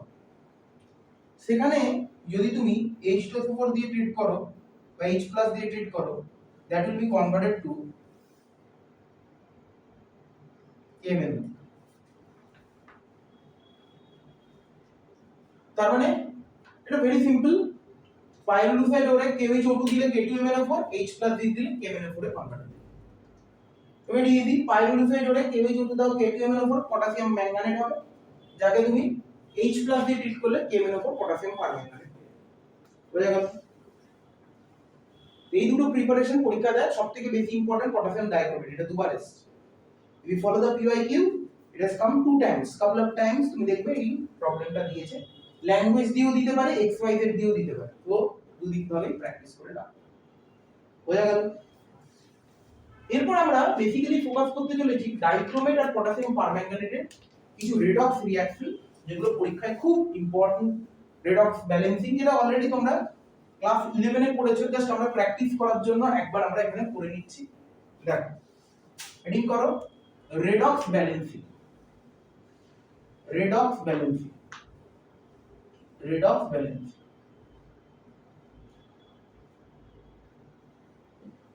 redox balancing এর মধ্যে বেসিক্যালি আমরা MnO4 মাইনাস দিয়ে আগে স্টার্ট করছি। মাথায় রাখবে যদি MnO4 মাইনাস থাকে, এই MnO4 মাইনাসটা in acidic medium, basic medium আর নিউট্রাল মিডিয়ামে তিন রকম ডিফারেন্ট স্পিসিস জেনারেট করতে পারে। In the acidic medium like in H+, মানে তোমরা সবাই জানো acidic medium, it will generate Mn+2. In basic medium like OH-, it will generate MnO2. And neutral medium, that will generate MnO4 2-. Remember this one. So তোমার কাছে যদি permanganate anion থাকে, সেটা acidic মিডিয়ামে that will be converted to Mn2+, basic medium it will be converted to MnO2, and neutral medium it will be converted to MnO4 2-. Remember this. Now এটার উপর base করে তোমাকে কিছু ব্যালেন্সিং দিতে পারে, যেমন ধরো এক বছর এই ব্যালেন্সিং টেস্ট ছিল like MnO4- plus I- plus H+ দিয়ে বললো arrow, what will be the product। এবার তুমি বুঝতে পারছো, আচ্ছা MnO4- দিয়েছে, I- দিয়েছে, H+ দিয়েছে, এটা তো রেডক্স রিঅ্যাকশন। তাহলে MnO4- আছে আর H+ আছে, তাহলে অ্যাসিডিক মিডিয়াম MnO4- কিসে কনভার্টেড হবে? Mn2+। তাহলে এটা তো নিশ্চয়ই একটা Mn2+ হবে। আর I- টা মাথায় রাখবে কিসে কনভার্টেড হবে বলো তো? I2 তে। কিসে? I2 তে। I2 মানে আয়োডিনিক অ্যাসিড। এবার খালি এইটুকুনি লিখলে কি হয়ে যাবে? প্রোডাক্ট আমি যদি Mn2+ I2 লিখে দিই হয়ে যাবে? অ্যানসার হচ্ছে না, তোমাকে এখানে ব্যালেন্স করে দেখাতে হবে। এবং সেই ব্যালেন্সিংটা তোমরা ক্লাস 11 এ অলরেডি আয়ন ইলেকট্রন মেথডে করেছো। কি করেছিলে? তোমরা করেছিলে প্রথমে এখানে অক্সিডেশন আর রিডাকশন রিঅ্যাকশনটাকে আলাদা করতে হবে, তারপরে অক্সিডেশন আর রিডাকশনটাকে আলাদা করে তাদেরকে সেপারেটলি ব্যালেন্স করে ইলেকট্রন নাম্বারটাকে নালিফাই করতে হবে। একটা প্রসেস দেখিয়ে দিই। যেমন তুমি এখানে বুঝতে পারছো যে রিঅ্যাকশনটা হবে MnO4- plus I- plus H+, সেখান থেকে হবে Mn2+ আর কি হবে I2, একই না বলো? তাই তো? এবার তুমি দেখতেই পাচ্ছ এখানে ম্যাঙ্গানিজ তো +7 অক্সিডেশন স্টেট বারবার বলছে, তাহলে +7 থেকে +2 হচ্ছে, মানে অক্সিডেশন নাম্বার কি হচ্ছে? কমছে। অক্সিডেশন নাম্বার +7 থেকে +2 কমা মানে কি হবে? রিডাকশন, একই না বলো? আর I- কি আছে? -1 স্টেটে, আর এখানে I2 কি আছে? 0, তাহলে -1 থেকে 0 হচ্ছে, তার মানে কি অক্সিডেশন নাম্বার বাড়ছে। আর অক্সিডেশন নাম্বার বাড়লে মানে কি? অক্সিডেশন। যেহেতু আমরা অ্যাসিডিক মিডিয়ামে ব্যালেন্সিংটা করছি, সেহেতু মাথায় রাখবে এখানে অক্সিজেন নাম্বার ব্যালেন্স করার জন্য ইউজ করা হয় ওয়াটার, হাইড্রোজেন নাম্বার ব্যালেন্স করার জন্য ইউজ করা হয় H+, আর এই চার্জ ব্যালেন্স করার জন্য ইউজ করা হয় ইলেকট্রন। আস্তে আস্তে আশা করি কিছুটা হলেও মনে পড়ছে। অক্সিজেন ব্যালেন্স করার জন্য ওয়াটার, হাইড্রোজেন ব্যালেন্স করার জন্য H+ আর চার্জ ব্যালেন্স করার জন্য ইলেকট্রন। তো প্রথমে আমরা আসছি দেখো অক্সিডেশন। অক্সিডেশন মানে I- থেকে আয়োডিন। তো এটা খুব ইজি। তাহলে অক্সিডেশন রিঅ্যাকশনটাকে বুঝে নাও, তারপর লিখবে। অক্সিডেশন রিঅ্যাকশন মানে I- থেকে হচ্ছে কি বলো I2, হ্যাঁ কি না বলো, তাই তো? বাঁদিকে কটা আয়োডিন আছে? লেফট হ্যান্ড সাইডে 1, রাইট হ্যান্ড সাইডে কটা আয়োডিন আছে? 2। তাহলে এটাকে 2 দিয়ে মাল্টিপ্লাই করলে দেখো আয়োডিন নাম্বার ইকুয়াল। এবার দেখো অ্যাটম ইকুয়াল হয়ে গেছে, কি ইকুয়াল হয়নি বলো তো? চার্জ। এদিকে টোটাল কতগুলো নেগেটিভ চার্জ আছে? দুটো নেগেটিভ চার্জ। আর এদিকে টোটাল কতগুলো নেগেটিভ চার্জ আছে? 0। তাহলে এদিকে যদি তুমি দুটো ইলেকট্রন অ্যাড করে দাও তাহলে ইলেকট্রনের চার্জটা কি হয়ে যাবে? ব্যালেন্স হয়ে যাবে। তাহলে এটাও নেগেটিভ চার্জ, এটাও নেগেটিভ চার্জ, কটা হলো? দুটো নেগেটিভ চার্জ, তাহলে ব্যালেন্স হয়ে যাবে। তাহলে অক্সিডেশনটা আমি ব্যালেন্স করে ফেললাম না। এবার আসি মেইন যেটা, সেটা হচ্ছে রিডাকশনের ব্যালেন্সিং। দেখো রিডাকশনের ব্যালেন্সিংটা কি আছে বলো তো? রিডাকশনের ব্যালেন্সিংটা আছে MnO4- থেকে কি বলেছে বলো তো? দেখে নাও, এটা খুব ইম্পর্টেন্ট। Mn+, এটা বলেছে, হ্যাঁ কি না বলো? এদিকে কটা অক্সিজেন আছে বলো? 4টে। ম্যাঙ্গানিজ তো দুদিকেই একটা করেই আছে, কোনো অসুবিধা নেই। অক্সিজেন কটা আছে? 4টে। তাহলে অক্সিজেন নাম্বার ব্যালেন্স করার জন্য কি ইউজ করব? ওয়াটার। তাহলে এদিকে কটা ওয়াটার অ্যাড করব? তাহলে 4টে ওয়াটার অ্যাড করব। কারণ এদিকে 4টে ওয়াটার অ্যাড করলে তবেই 4টে অক্সিজেন ব্যালেন্স হবে। কিন্তু যখনই 4টে অক্সিজেন ব্যালেন্স করে ফেললে 8টা হাইড্রোজেন এক্সট্রা হয়ে গেছে। হাইড্রোজেন নাম্বার ব্যালেন্স করার জন্য কি ইউজ করব? H+। তাহলে এদিকে আমাকে কি দিতে হবে? 8টা H+। দেখো হাইড্রোজেন নাম্বার ব্যালেন্স হবে। তাহলে এদিকেও 8টা হাইড্রোজেন, এদিকেও 8টা হাইড্রোজেন, এদিকেও 4টে অক্সিজেন, এদিকেও 4টে অক্সিজেন। ম্যাঙ্গানিজ এখানে একটা, এখানে ম্যাঙ্গানিজ একটা। এগুলো সব পড়েছো তোমরা ক্লাস 11। তো এরকম ভাবে ব্যালেন্স করার পর তোমাকে এবার কি করতে হবে? চার্জ ব্যালেন্স করতে হবে। চার্জ ব্যালেন্স কি করে করবে দেখো, এখানে টোটাল কতগুলো চার্জ আছে বলো? 8টা পজিটিভ মানে 8+, আর একটা নেগেটিভ মানে 1-, তার মানে টোটাল চার্জ কটা? +7। এখানে চার্জ কটা আছে বলো তো? একটাই পজিটিভ, 2+ আছে। তাহলে আমি কি বলেছি? চার্জ ব্যালেন্স করার জন্য কি করব? ইলেকট্রন অ্যাড করব। তাহলে +7 এটা +2, কি করে এটাকে ব্যালেন্স করা যেতে পারে? যদি এখানে তুমি 5টা ইলেকট্রন অ্যাড করে দাও তাহলে এটা -5 হয়ে এটাও কি হয়ে যাবে? +2 হয়ে যাবে। তাহলে +2 কি হয়ে যাবে? সেম হয়ে যাবে। তাহলে এটা হয়ে গেল ওভারঅল ব্যালেন্সিং কার? Redox reaction, reduction reaction. তাহলে এই যে ইকুয়েশন, আমি কি বললাম? অক্সিডেশন আর রিডাকশনটাকে ব্যালেন্স তুমি করে নিয়েছো। ব্যালেন্স করার পর লাস্টে কি করতে হবে? ইলেকট্রনের নাম্বারটা নালিফাই করতে হবে, ইলেকট্রনের নাম্বারটা ক্যান্সেল করতে হবে। কোন ইলেকট্রনের নাম্বার? তুমি দেখো এই অক্সিডেশনে একটা ইলেকট্রন পেয়েছিল 2 ইলেকট্রন, আর রিডাকশনে আরেকটা ইলেকট্রন পেয়েছিল 5 ইলেকট্রন। তাহলে তুমি ভালো করে ভেবে দেখো, দুটো ইলেকট্রন আর 5 ইলেকট্রন তো ক্যান্সেল আউট হবে। তাহলে ক্যান্সেল করার জন্য তুমি ইকুয়েশন 1টাকে যদি তুমি 5 দিয়ে মাল্টিপ্লাই করো তাহলে এটা কত হবে? 10 ইলেকট্রন। আর এই ইকুয়েশন 2টাকে যদি 2 দিয়ে মাল্টিপ্লাই করো এটা হয়ে যাবে 10 ইলেকট্রন। তাহলে এই 10 ইলেকট্রন কি হয়ে যাবে? ক্যান্সেল হয়ে যাবে। এবার অ্যাকর্ডিংলি রিঅ্যাকট্যান্ট গুলোকে একদিকে, প্রোডাক্ট গুলোকে একদিকে অ্যাড করে দেবে। তাহলে কি হয়ে যাচ্ছে বলো? 5 ইনটু, তাহলে এটা 2i- ছিল, তাহলে 5 দিয়ে মাল্টিপ্লাই করছো মানে কত i- হবে? 10i-। প্লাস দেখো রিঅ্যাকট্যান্ট আর কি আছে? 8H+ আছে, 2 দিয়ে মাল্টিপ্লাই করছো মানে কি হবে? 16H+। প্লাস 2 দিয়ে মাল্টিপ্লাই করছো মানে কি হয়ে যাবে? 2MnO4-, হ্যাঁ কি না বলবে? তাই তো? অ্যারো দাও। এবার দেখো প্রোডাক্ট সাইড এখানে আছে 5i2 প্লাস এখানে দেখো 2Mn2 প্লাস 8H2 হয়ে গেল ব্যালেন্স। তাই তোমাকে এরকম ভাবে ব্যালেন্স করে কিন্তু দেখাতে হবে, খালি ওইটুকুনি লিখে দিলেই কিন্তু হবে না।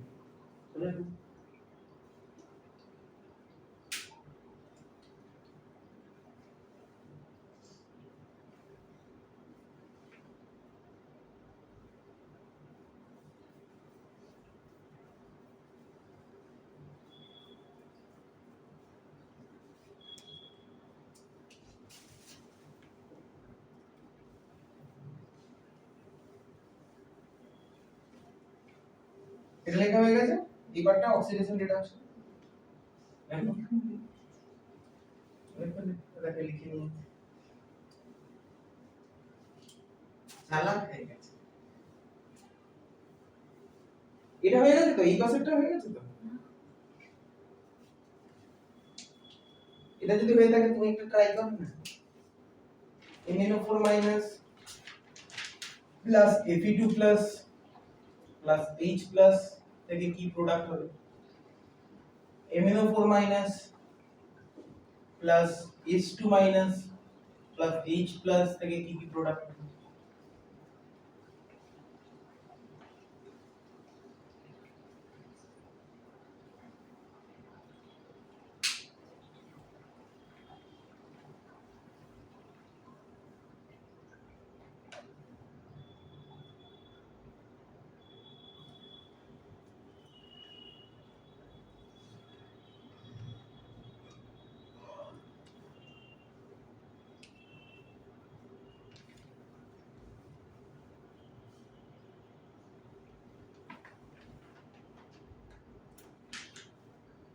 করেছেন?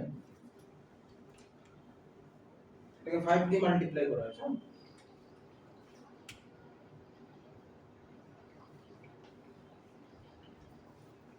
এটা লেগে হয়ে গেছে এই পাশেরটা, আমি দেখিয়ে দিচ্ছি কি করেছি।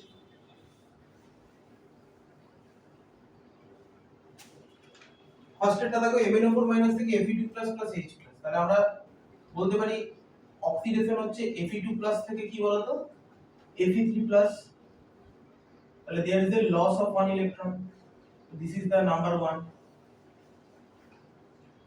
Fe2 প্লাস থেকে কি হবে, একটা Fe3 প্লাস হবে, ভালো করে দেখো অ্যাসিডিক মিডিয়াম আছে, তাহলে Fe2 প্লাস থেকে একটা কি হবে Fe3 প্লাস হবে, আর অ্যাসিডিক মিডিয়াম মানে MnO4 মাইনাসটা কি হবে এক্ষুনি করেছো Mn2 প্লাস। তাহলে MnO4 মাইনাসের অলরেডি ব্যালেন্সিংটা তুমি করেছো, সেইজন্য আমি আর লিখছি না। এই দেখো রিডাকশনের ব্যালেন্সিংটা করেছো না, MnO4 মাইনাস থেকে Mn2 প্লাস এ 8H প্লাস প্লাস 5 ইলেকট্রন থেকে Mn2 প্লাস প্লাস করেছো। আর আরেকটা রিঅ্যাকশন কি হচ্ছে MnO4 minus plus 8H plus plus 5 electron থেকে হচ্ছে Mn2 প্লাস প্লাস কি হচ্ছে বলো তো 4H, দ্যাট ইজ ইকুয়েশন 2। হ্যাঁ কি না বলো? তো ব্যালেন্স তো আমরা এখানেও করে নিয়েছি এখানেও করে নিয়েছি, কিন্তু দেখো ভালো করে ইলেকট্রন নাম্বারটা ব্যালেন্স। এখানে ইলেকট্রন কটা আছে একটা, এখানে ইলেকট্রন কটা আছে 5। তাহলে এই ইকুয়েশনটাকে 5 দিয়ে মাল্টিপ্লাই করো আর এই ইকুয়েশনটাকে 1 দিয়ে মাল্টিপ্লাই করো, তাহলে এটাও 5 ইলেকট্রন হয়ে যাচ্ছে, এটাও 5 ইলেকট্রন আছে, কেটে যাবে। তাহলে কি হবে বলো তো রিঅ্যাকশনটা,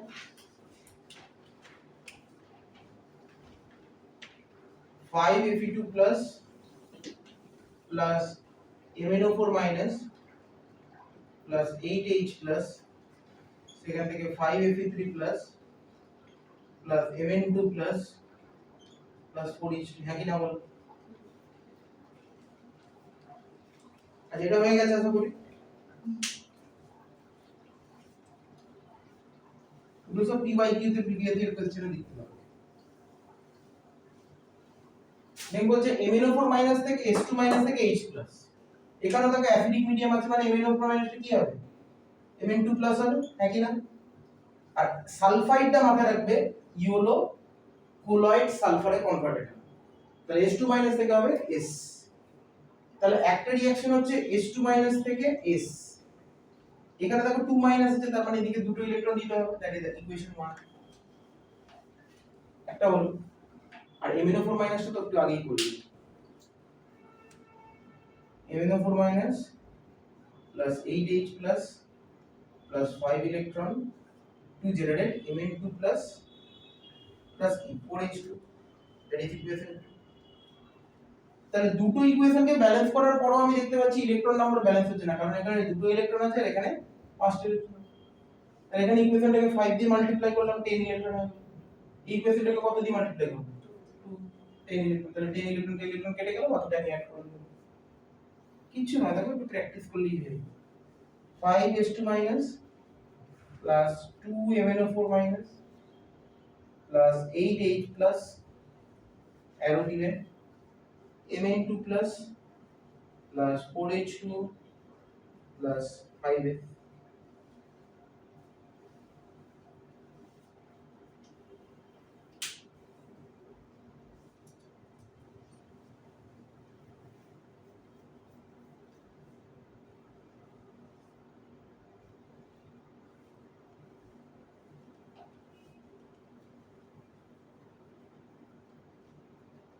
বোঝা গেল?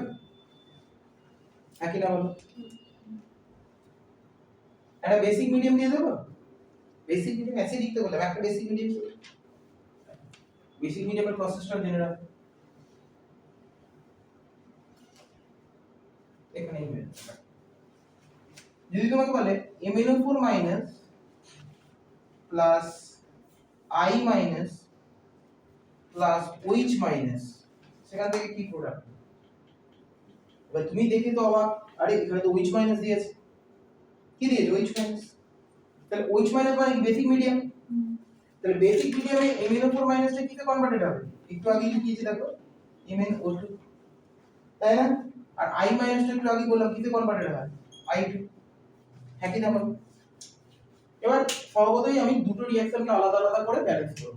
I মাইনাস থেকে আয়োডিনটা তো ইজি, I মাইনাস থেকে করছো আয়োডিন, প্রথমে এটা 2 দিয়ে মাল্টিপ্লাই করে আয়োডিন নাম্বার ইকুয়াল বলে, তারপর এদিকে দুটো ইলেকট্রন দিতে, that is equation 1।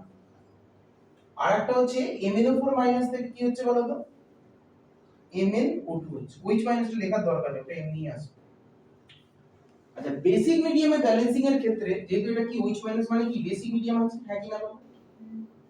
R basic মিডিয়ামে ব্যালেন্সিং এর ক্ষেত্রে তোমাকে মাথায় রাখতে হবে ঠিক একটু চেঞ্জেস আছে। ওখানে যেমন অক্সিজেন ব্যালেন্স করার জন্য ওয়াটার অ্যাড করছিলাম, হাইড্রোজেনের জন্য H+, এখানে অক্সিজেন ব্যালেন্স করার জন্য ইউজ করব OH মাইনাস, আর হাইড্রোজেন ব্যালেন্স করার জন্য ইউজ করব ওয়াটার, আর চার্জ ব্যালেন্স করার জন্য ইউজ করব বুঝা গেল? অক্সিজেন ব্যালেন্স করার জন্য OH মাইনাস, হাইড্রোজেনের জন্য ওয়াটার, আর চার্জের জন্য ইলেকট্রন। তো ভালো করে এবার নোটিস করে দাও, এটা দেখে না বুঝে না, তারপর লিখবে, টাইম দেবো। দেখো MnO4 মাইনাস থেকে MnO2 বলেছে তো, তাহলে এইখানে কটা অক্সিজেন আছে? ম্যাঙ্গানিজ তো দুদিকেই সেম আছে, এদিকে কটা অক্সিজেন আছে? এদিকে, তাহলে অক্সিজেন নাম্বার ব্যালেন্স আছে না, তাহলে অক্সিজেন নাম্বার ব্যালেন্স করার জন্য আমি কি ইউজ করব? তাহলে এই দিকে আমাকে কটা OH মাইনাস ইউজ করতে হবে? দুটো, তবেই তো এখানে দুটো অক্সিজেন চারটে অক্সিজেন হবে। কিন্তু দুটো অক্সিজেন অ্যাড করতে গিয়ে হাউ মেনি হাইড্রোজেনস আর এক্সট্রা? 2। তাহলে হাইড্রোজেন ব্যালেন্স করার জন্য কি দেব? ওয়াটার, তাহলে দুটো হাইড্রোজেন এক্সট্রা বলে আমি এখানে একটা ওয়াটার দিলাম, হ্যাঁ কি না বল? হাইড্রোজেন আবার ব্যালেন্স হয়ে গেল, আবার কি এক্সট্রা এলো? তাহলে অক্সিজেন আবার ব্যালেন্স করার জন্য আবার কি দেব? OH minus. তাহলে অক্সিজেন ব্যালেন্স করার জন্য অক্সিজেন দিলাম, আবার কি এক্সট্রা এলো?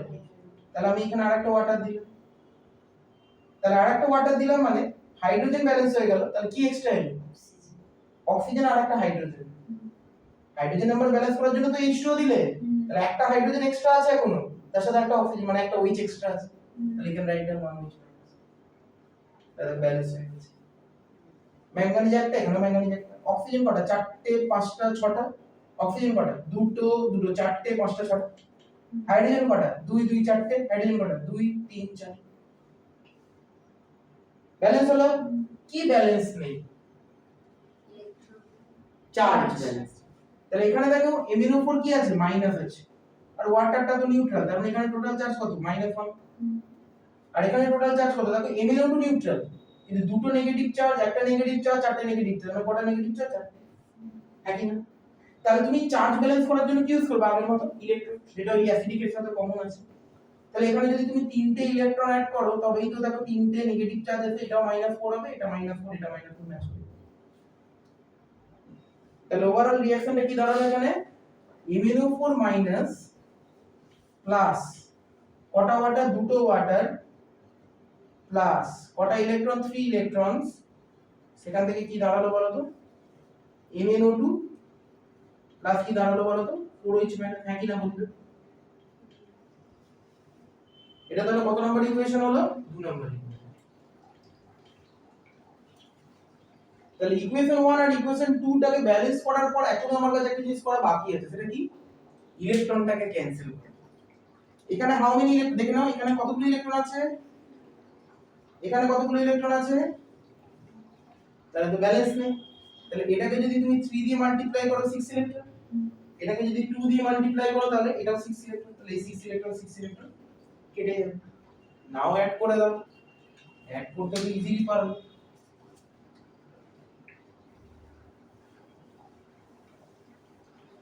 কি হবে তাহলে? রিঅ্যাকট্যান্ট একদিকে, প্রোডাক্ট একদিকে, তাহলে এটা হচ্ছে 6i মাইনাস প্লাস রিঅ্যাকট্যান্ট হচ্ছে এটাকে 2 দিয়ে multiply 2 MnO4 minus plus 4H2O arrow দাও 3I2 plus 2 MnO2 plus 8OH minus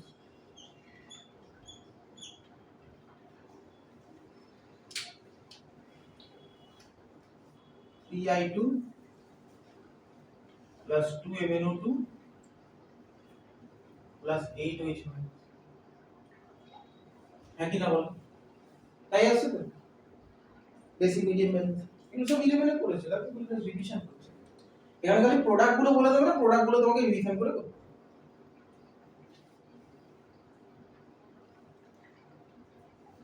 বোঝা গেল কোনো ডাউট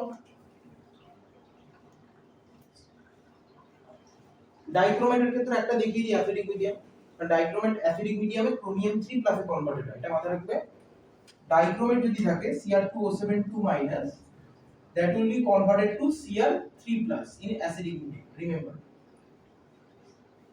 ডাইক্রোমেট থাকলে Cr যেমন ম্যাঙ্গানিজ MnO4 মাইনাস থেকে কি হয় অ্যাসিডিক মিডিয়ামে Mn2 প্লাস কিন্তু এটা অ্যাসিডিক মিডিয়ামে Cr3 প্লাস এটার জন্য আমরা অ্যাসিডিক মিডিয়াম ব্যালেন্সিং একটা দুটো দেখে রাখি এটা হয়েছে এটা মুছে দেবো এখানে দেখাচ্ছি ইজি হয়ে যাবে দেখো এখানে একটু জিনিসটা একটু মাথায় রাখতে হবে দেখো দেখো তোমাকে যদি বলে Cr2O7 2- plus Fe2 plus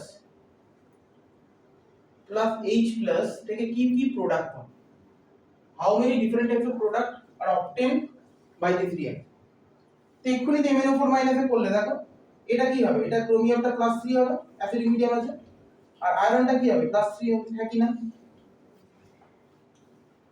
তাহলে একটা রিঅ্যাকশন কি হচ্ছে আয়রন +2 থেকে iron +3 and there is the liberation of one electron that is equation 1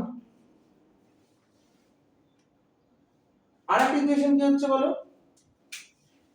Cr2O7 2- থেকে হচ্ছে দেখো Cr3 plus এবার দেখো এই ইকুয়েশনটা খুব ইম্পর্টেন্ট কেন বলতে ইকুয়েশনটা ইম্পর্টেন্ট কারণ ম্যাঙ্গানিজের ক্ষেত্রে তোমার একটা প্রবলেম হয়নি কি প্রবলেম হয়নি দুদিকেই ম্যাঙ্গানিজের নাম্বার কি ছিল সেম ছিল এটাও একটা এটাও একটা বাট এখানে তুমি দেখো ক্রোমিয়াম কটা আছে এখানে ক্রোমিয়াম তার মানে তোমাকে এখানে কিন্তু দুটো দিয়ে মাল্টিপ্লাই করতে হবে যেটা ওখানে ম্যাঙ্গানিজের প্রবলেম হয়নি এখানে তোমাকে এটা করতে হবে ক্রোমিয়াম নাম্বার ইকুয়েট করতে হবে এরপরে দেখো অ্যাসিডিক মিডিয়াম মানে আমি আগেই বলেছি 7টা অক্সিজেন আছে লেফট হ্যান্ড সাইড তাহলে অক্সিজেন নাম্বার ব্যালেন্স করব কি করে কি অ্যাড করে অ্যাসিডিক মিডিয়ামে অক্সিজেন নাম্বার কি দিয়ে অ্যাড করা হয় ব্যালেন্স করা হয় ওয়াটার তাহলে কটা ওয়াটার অ্যাড করবে এদিকে 7টা অক্সিজেন মানে এদিকে 7টা ওয়াটার অ্যাড করবে হ্যাঁ কি না বলো অক্সিজেন নাম্বার দেখো ব্যালেন্স হলো 7টা অক্সিজেনের জন্য 7টা ওয়াটার দিচ্ছ ব্যালেন্স হলো কি এক্সট্রা আছে 14 হাইড্রোজেন এক্সট্রা তাহলে হাইড্রোজেন এক্সট্রা করার ব্যালেন্স করার জন্য কি করব H+ হ্যাঁ কি না বলো 14H+ ব্যালেন্স হয়ে এবার কি করতে হবে লাস্টে চার্জ ব্যালেন্স এখানে টোটাল চার্জ কটা 14টা নেগেটিভ তার মানে +14 আর দুটো নেগেটিভ আছে এখানে 14টা পজিটিভ +14 আর দুটো নেগেটিভ আছে মানে -2 তার মানে কি আছে +12 হ্যাঁ কি না আর এখানে কতগুলো পজিটিভ বলো তো একটা ক্রোমিয়ামের একটা +3 দেখে নাও আগে দেখে নাও একটা ক্রোমিয়ামের +3 তাহলে দুটো ক্রোমিয়ামের কি হবে তাহলে এখানে চার্জ হচ্ছে টোটাল 12 আর এখানে চার্জ হচ্ছে টোটাল কত 6 তাহলে এখানে যদি তুমি -6 করো তাহলে এটা কি হয়ে যাবে +6 তাহলে এই +6 আর এই +6 ইকুয়াল টু -6 করবে কি করে বাই অ্যাডিং 6 ইলেকট্রন তাহলে তুমি বুঝতেই পারছো এই এবার দেখো এটা তাহলে ইকুয়েশন হয়ে গেল 2 তাহলে ইকুয়েশন 1 এ বলো ইকুয়েশন 1 এ কতগুলো ইলেকট্রন আছে একটা ইকুয়েশন 2 তে 6টা তাহলে ব্যালেন্স করব কি করে এটাকে 6 দিয়ে মাল্টিপ্লাই করো আর এদিকে 1 দিয়ে অ্যাড করে দাও তাহলে 6 ইলেকট্রন আর এই 6 ইলেকট্রন কেটে যাবে তাহলে রিঅ্যাকশনটা কি দাঁড়াবে এখানে দেখাচ্ছি এটা তো লেখা হয়ে গেছে আশা করি মুছে দিচ্ছি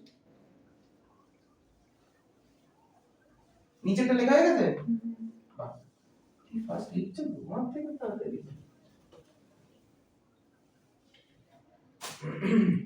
তাহলে কি দাঁড়ালো তাহলে 6Fe2 প্লাস প্লাস এদিকে হচ্ছে তোমার 14H plus plus Cr2O7 2 minus arrow দাও, এটা হয়ে যাচ্ছে 6Fe3 plus plus 2Cr3 plus plus 7H2। দেখো তো এটাই আসছে।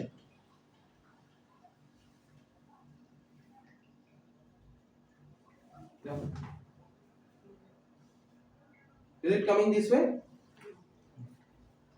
তাহলে আরেকটা জিনিস করতে দিই এখান থেকে, তাহলে বলবো একটাই করালো ডাইক্রোমেট দিয়ে। দেখো Cr2O7 2 minus plus H2 minus plus H plus দিলে কি হবে? ম্যাঙ্গানেটের ক্ষেত্রেও করেছি এরকম। দেখো যদি ওটা বুঝে থাকো তাহলে এটাও করতে পারো। তাহলে একটু আগে বললাম কি অ্যাসিডিক মিডিয়ামে dichromate will be converted to কি Cr3 প্লাস আর H2 minus will be converted to কি, একটু আগে বললাম ইয়েলো কালারের সালফার। তাহলে তুমি লিখতেই পারো H2 মাইনাস থেকে কি হবে, একটা S প্লাস দুটো ইলেকট্রন, ইকুয়েশন 1, হ্যাঁ কি না? আরেকটা হচ্ছে ডাইক্রোমেট থেকে, তুমি দেখো অলরেডি ডাইক্রোমেটের ব্যালেন্সিং করেছো, Cr2O7 2 minus plus 14H plus plus 6 electron, that will generate 2Cr3 plus plus 7H2. That is equation key 2, है कि ना? Now if you compare equation 1 and 2, just see equation 1 and 2. How many electrons are there in equation 1? 2. How many electrons in equation 2? 6. The electron number तो balance है। तो इधर को multiply करो by 3, इधर multiply करो by 1. Now I add it so that this 6 electron and 6 electron will cancel. Add करो। So that will be 3H2 minus plus reactant Gulo एकदिके Cr2O7 2 minus plus 14H plus, that gives rise to the formation of 3S plus 2Cr3 plus plus 7H2. Yes or no, please tell me.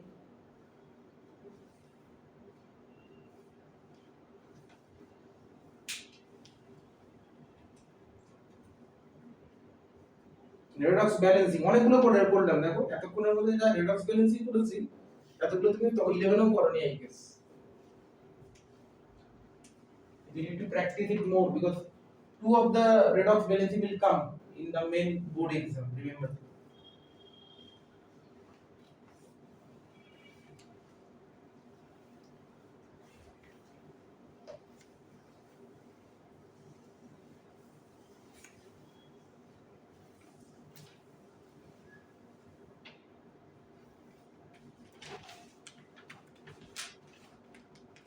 Present. Next we will be focusing on magnetic moment calculation. দেখো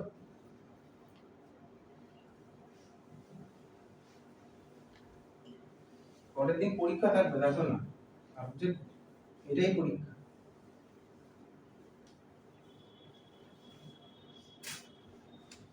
next হচ্ছে আমরা focus করছি কি বলতো,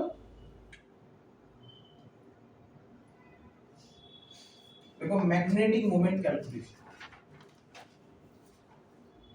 magnetic moment কি করে calculate করতে হয় এটা তো জানো, স্ট্রাকচার অফ অ্যাটমে পড়েছো। ম্যাগনেটিক মোমেন্ট মিউ দিয়ে এক্সপ্রেস করা হয়, that will be equals to root under n into n plus 2 and the unit is bm. Bm is Bohr magneton. Bohr magneton. What is n?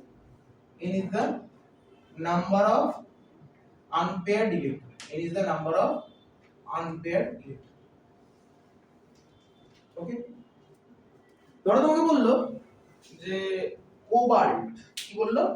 Cobalt. কোবাল্টের atomic number কত বল? এগুলো যা মাথায় রাখতে হবে। Yes, কোবাল্টের atomic number হচ্ছে 27। বলছে cobalt plus 2 এর মধ্যে কতগুলো নাম্বার অফ আনপেয়ার্ড ইলেকট্রন আছে, কতগুলো নাম্বার অফ আনপেয়ার্ড ইলেকট্রন আছে এটা বার করো, এন্ড অ্যাকর্ডিংলি ম্যাগনেটিক মোমেন্ট বার করো। পারবে? একই না বলো? তাহলে কোবাল্ট 27, তাহলে তুমি লিখতেই পারো configuration starting from argon. Argon মানে 18 অলরেডি ফিলড আপ, তার মানে কোথায় তারপর এটা ঢুকবে 4s এ দুটো ঢুকবে আর 3d তে বাকিটা ঢুকবে। ভালো করে দেখে নাও, আর্গনে 18 হয়ে গেছে অলরেডি ফিলড আপ, তারপর 27, তাহলে 18 ফিলড আপ হয়ে গেছে, পড়ে আছে কটা 9টা, 27 মাইনাস 18 মানে কত 9টা, তার মধ্যে দুটো কোটায় ঢুকবে 4s, তাহলে দুটো চলে গেল, তাহলে কটা করে থাকবে 7টা, তাহলে 3d কি হবে 7। Then what is the electronic configuration of this cobalt? Argon 3d7 4s2. Any doubt? তাহলে তুমি ভেবে দেখো this is the electronic configuration of cobalt. তাহলে বলেছে কি কোবাল্টের কি কারবার করতে বলেছে, কোবাল্ট +2 মানে কি দে উইল লিবারেট 2 ইলেকট্রন কোথা থেকে 4s থেকে, দ্যাট উইল বি আর্গন 18, তাহলে এটা কি হয়ে যাবে 4s থেকে দুটো ইলেকট্রন চলে গেলে কি হয়ে যাবে 3d 7 হয়ে যাবে। এবার 3d7 মানে you can simply imagine this is the d orbital, ভালো করে দেখো 1 2 3 4, this is the 3d তো কটা আছে 7টা electron, so 1 2 3 4 5 then 6 then 7. Now how many unpaired electrons are there? তাহলে তিনটে unpaired ইলেকট্রন হচ্ছে आंसर, একই না? আর ম্যাগনেটিক মোমেন্ট বার করতে বলেছে, so that should be mu equals to root under কি n into n plus 2, হ্যাঁ কি না? So that is root under 3 into 3 plus 2. Now root under 3 into 3 plus 2 তারপরে কি হচ্ছে 3 plus 2 মানে 5, 5 into 3 মানে 15, তাহলে root 15 মানে that will be coming out to be 3.93 Bohr magnetic। কি করে 3.93 বললাম, জাস্ট একটা ভেবে নিলাম, root 16 মানে কি 4 আর root 15 দেখো root 16 এর আগে, সেই জন্য 4 এর কম হবে 3.9, বুঝলে? এর মধ্যে যে কোনো সিস্টেমের ম্যাগনেটিক মোমেন্ট বার করতে দিতে পারবে তো, but you need to know the atomic number. তুমি ম্যাঙ্গানিজ, আচ্ছা ম্যাঙ্গানিজ 2 প্লাস এর কথা বলো তো, ম্যাঙ্গানিজ 2 প্লাস মানে কি আর্গন 3d5 হবে, হ্যাঁ কি না?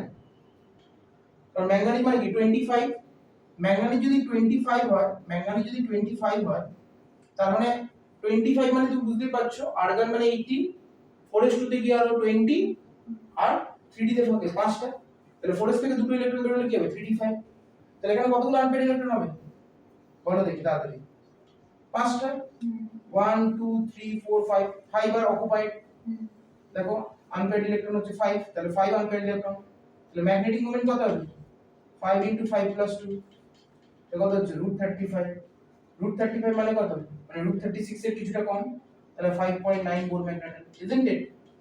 হ্যাঁ কি না?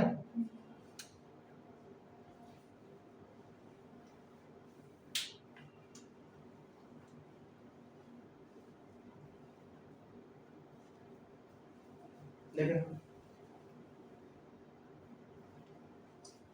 আরেকটা ইম্পর্টেন্ট কনসেপ্ট এখান থেকে জানতে হবে তোমাকে, সেটা হচ্ছে কালার। কি রকম টাইপের কোশ্চেন, যেমন ধরো that sort of question was asked for several times in the, if you follow the PYQ, বলছে copper sulfate dot 5H2 that is blue in color, but CuSO4 is colorless, why? You all know that copper sulfate এর colour কি হয় blue হয়, কিন্তু anhydrous copper sulphate সেটা colourless হয়, কি reason আছে বলতে পারবে? একদম correct answer, DD transition, correct DD, এটা মাথায় রাখবে। দেখো কি হয় এখানে এক্সট্রা কি আছে, ওয়াটার আছে, এখানে সেই ওয়াটারটা নেই। So in case of copper sulphate 5H2 কি হয় আমি বলে দিচ্ছি, in case of copper sulphate 5H2 কোঅর্ডিনেশনে পড়েছে মনে করে দেখো, coordination chemistry, water acts as a ligand, আর ওয়াটার থাকার জন্য কি হয় ক্রিস্টাল ফিল্ড স্প্লিটিং হয়,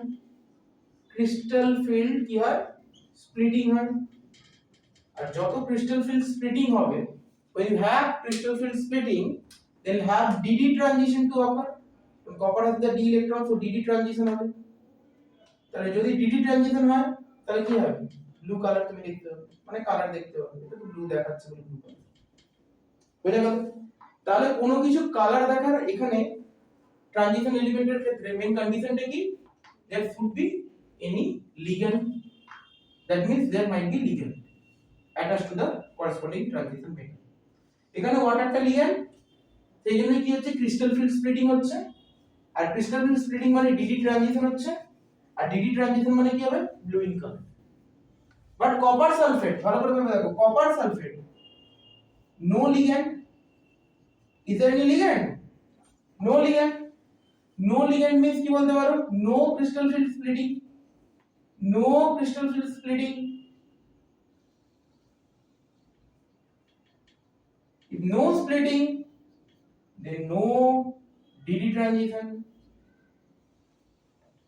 if there is no dd transition colorless, বোঝা গেল? হ্যাঁ কি না বলো, এটাও পিআইকিউ তে দিয়েছে।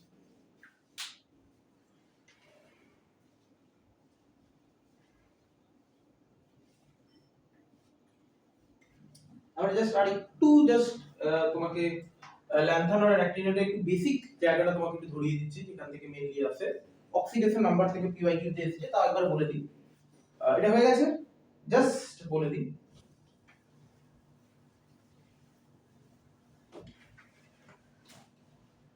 একদিকে লিখো ল্যান্থানয়েড, তাহলে একটা জায়গাতেই হয়ে যাবে, আর একদিকে লিখো অ্যাক্টিনয়েড।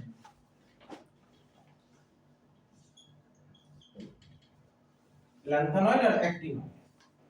সো বেসিক্যালি ল্যান্থানয়েড কে বলা হয় কি জানো তো, 4f সিরিজ। কি বলা হয় বলো তো, 4f সিরিজ। একটু আগে আমরা পড়ছিলাম না এই ডেভেলপ এলিমেন্ট পড়ানোর সময়, ওখানে আমরা 3d 4d 5d পড়েছিলাম, এখানে দেখো 4f বলা হয়। আর অ্যাক্টিনয়েড কে কি বলা বলো তো, 5f সিরিজ। আরে সাবাস, 4f আর 5। আর একটা জিনিস মাথায় রাখবে, that is the oxidation number. ল্যান্থানাইডের ক্ষেত্রে +3 হচ্ছে কমন অক্সিডেশন নাম্বার, এটা পরীক্ষায় জিজ্ঞেস করে। What is the common oxidation number of lanthanide? +3। But sometimes +2 বা +4 দেখা যায়, বাট সামটাইমস +2 বা +4 দেখা যেতে পারে, বুঝা গেল? আর অ্যাক্টিনয়েডের ক্ষেত্রে ভ্যারিয়েবল অক্সিডেশন নাম্বার দেখা যায়, ভ্যারিয়েবল অক্সিডেশন নাম্বার দেখা যায়, starting from +2 +3 +4 +5 +6 etc. So actinoid have variable oxidation number, but lanthanoid have common oxidation number +3, but in some special cases you will see +2 বা +4. But এটার উপর বেস করে এই একটা কোশ্চেন প্রিভিয়াস ইয়ারে এসেছে, বলছে europium +2 will act as a reducing agent, will act as a reducing agent. What is the reason behind that? Europium +2 will act as a reducing agent. What is the reason behind it? Europium হচ্ছে একটা ল্যান্থানয়েড, বলো দেখি।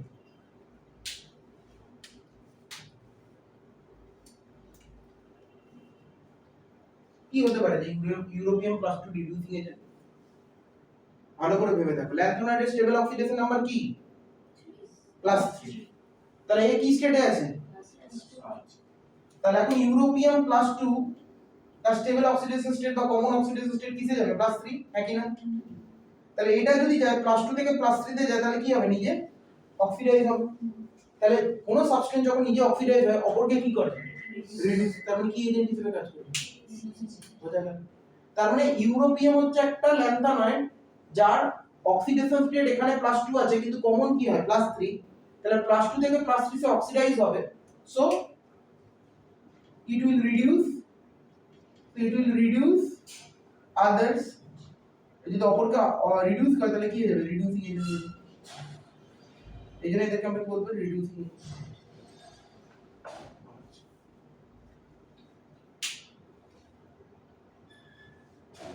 তারপরে দেখো ল্যান্থানয়েডের ক্ষেত্রে 4f রয়েছে আর অ্যাক্টিনয়েডের ক্ষেত্রে 5f রয়েছে, এবং এদের বুঝতেই পারছো যে আমরা পড়েছিলাম শিল্ডিং এফেক্ট। শিল্ডিং এফেক্ট মানে f অরবিটাল বা 5f অরবিটালে যে 4f বা 5f অরবিটালে যে ইলেকট্রনগুলো আছে, সেগুলোর শিল্ডিং এফেক্টের জন্য এফেক্টিভ নিউক্লিয়ার চার্জ কি হয়ে যায়? বেড়ে যায়। এবার এফেক্টিভ নিউক্লিয়ার চার্জ যদি বেড়ে যায় তুমি ভেবে দেখো, আজকে একটু সিম্পল হতে হবে, যে nucleus attract the valency electron, that is okay, but when you have the f electron, shielding effect increases. Shielding effect increases means effective nuclear charge also increases, and as a consequence nucleus attracts the valence electron more effectively. আর যত তুমি effectively ধরো nucleus আছে, এটা ধরো valence electron আছে, যত effectively attract করবে তত এর ক্লোজে আসবে। ক্লোজে আসা মানে কি হচ্ছে, নিউক্লিয়াসের সাথে ভ্যালেন্স ইলেকট্রনের যে রেডিয়াসটা সেটা কি হয়ে যাচ্ছে, এটাকে কি বলা হয় ল্যান্থানয়েড কন্ট্রাকশন, এটাকেই বলা হয় অ্যাক্টিনয়েড কন্ট্রাকশন। তার মানে তুমি লিখতেই পারো with the increase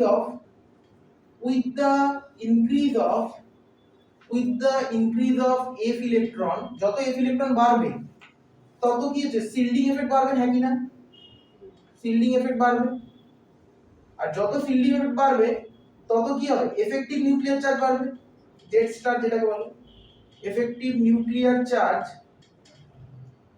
shielding effect বাড়লে এফেক্টিভ নিউক্লিয়ার চার্জ বাড়বে কি করে? তার মানে তোমার এফ ইলেকট্রনে যত নাম্বার বাড়ছে তত তারা স্ক্রিনিং এর কাজ করছে, তাই নিউক্লিয়াসকে সেই স্ক্রিনটাকে ওভারকাম করে ওই ভ্যালেন্স ইলেকট্রনটাকে অ্যাট্রাক্ট করতে হচ্ছে। সেই জন্যই তো তুমি কি টার্মটা ইউজ করছো, এফেক্টিভ। এফেক্টিভ মানেটা কি, নরমাল কোন একটা অ্যাট্রাকশন ফোর্স থেকে বাইরে গিয়ে যে অ্যাট্রাকশন ফোর্স, তারপরে তোমার বাধা আছে, স্ক্রিন মানে কি বাধা, বাধাটা কি এফ ইলেকট্রন, তাহলে তোমার ভেবে দেখো এফ এর আগে কি আছে, আবার ডি ইলেকট্রন আছে, ডি এর আগে কি আছে, আবার পি ইলেকট্রন আছে, তারপরে যত তোমার ওই স্ক্রিন গুলো থাকছে ডি অরবিটাল ইলেকট্রন দেন এফ অরবিটাল ইলেকট্রন, তত নিউক্লিয়াসের কাছে একটা বাধা হচ্ছে ভ্যালেন্সির অ্যাট্রাকশনের পিছনে, কিন্তু সেই বাধাটাকে কাটিয়ে উঠে ও ভ্যালেন্সির ইলেকট্রনটাকে অ্যাট্রাক্ট করছে। সেই জন্য তুমি বুঝে এফেক্টিভলি কতটা অ্যাট্রাক্ট করছে, বাধাটাকে কাটিয়ে উঠে অ্যাট্রাক্ট করে, সেই জন্য তুমি কি বলছো এফেক্টিভ। সেই জন্য যত তোমার শিল্ডিং এফেক্ট বাড়ছে তত তোমার কি হচ্ছে, এবার তুমি কম্পেয়ার করতে পারো with respect to D and F, 4f by 5f, কে 5f এর তো কোর শিল্ডিং এফেক্ট আছে সেটা পরের কথা, তখন কম্পেয়ার করছো 4f এর সাথে 5f, আমি যেটা বলছি, বাট আমি বলছি যত f এর ইলেকট্রন বাড়ছে তত শিল্ডিং এফেক্টের জন্য এফেক্টিভলি নিউক্লিয়ার চার্জটা বেরিয়ে যাচ্ছে, তার ফলে নিউক্লিয়াস কি করছে ভ্যালেন্সের ইলেকট্রনটাকে আরো এফেক্টিভলি অ্যাট্রাক্ট করছে। এই যে অ্যাট্রাক্টটা করছে তারপরে নিউক্লিয়াস আর এই ইলেকট্রনের মধ্যে কি হচ্ছে, গ্যাপটা কমে যাচ্ছে, তার মানে গ্যাপ কমে যাওয়া মানে কি রেডিয়াস কমে যাওয়া, এটাকে কি বলো ল্যান্থানয়েড কন্ট্রাকশন, আর অ্যাক্টিনয়েড এর ক্ষেত্রে এটাকে কি বলো অ্যাক্টিনয়েড কন্ট্রাকশন। তার মানে with the increase of f electron because of the shielding effect effective nuclear charge increases, effective nuclear charge increases means আমরা বলতে পারি কি the distance between nucleus and valence electron decreases, এটাকেই বলা হয় কন্ট্রাকশন, যেটা বলা হয় ল্যান্থানয়েডের কিন্তু ল্যান্থানয়েড কন্ট্রাকশন, অ্যাক্টিনয়েডের ক্ষেত্রে অ্যাক্টিনয়েড কন্ট্রাকশন। আরেকটা জিনিস হচ্ছে অ্যাক্টিনয়েডের ক্ষেত্রে যে অ্যাক্টিনয়েড কন্ট্রাকশনটা আমরা দেখি সেটা অতটা এফেক্টিভলি দেখি না রাদার দ্যান ল্যান্থানয়েড কন্ট্রাকশন, কি রিজন বলতে পারবে? Why in case of actinoid contraction the contraction is not effective as you can see in the case of lanthanoid contraction? Shielding effect 5f এর ইলেকট্রনের কোর। ভেরি নাইস, তাই যে বললাম 5f এর ক্ষেত্রে এটা 5f f সিরিজ, এটা 4f series, তাহলে 5f এর কি আছে কোর শিল্ডিং এফেক্ট আছে, হ্যাঁ কি না? যদি কম্পেয়ার করো 4f আর 5f এর কি আছে কোর শিল্ডিং এফেক্ট আছে, তাহলে সেই জন্য কোর শিল্ডিং এফেক্ট থাকার জন্য এর ক্ষেত্রে যতটা না তুমি অ্যাক্টিনয়েড কন্ট্রাকশন দেখবে, 4f এর ক্ষেত্রে মোর শিল্ডিং এফেক্ট থাকার জন্য এর ক্ষেত্রে ল্যান্থানয়েড কন্ট্রাকশন অনেকটা বেশি মাত্রায় দেখতে পাবে। এটা পরীক্ষার কোশ্চেন আছে, তো মাথায় রাখবে 5f এর পুয়ার শিল্ডিং এফেক্ট।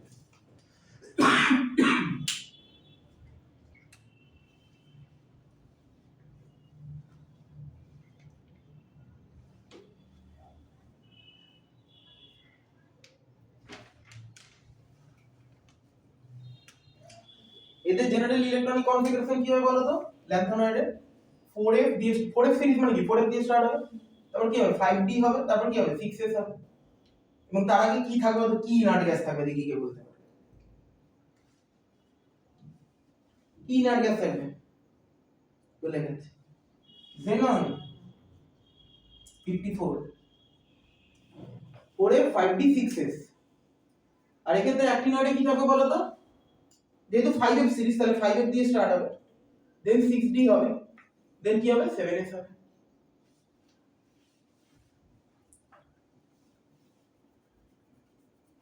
বোঝা গেল জিনিসটা, 4f 5d 6s আর 5f 6d 7, তাহলে ধরো তোমাকে একটা জাস্ট একটা প্রিভিয়াস ইয়ারের কোশ্চেনের রেসপেক্ট বলি, এটা তোমাদের বোর্ডে আসেনি, জাস্ট এটা একটা কম্পিটিটিভ এক্সাম এসেছিল, জাস্ট তোমাকে আমি বলে দিচ্ছি, হেল্প করছি, তুমি জাস্ট একটু বলো।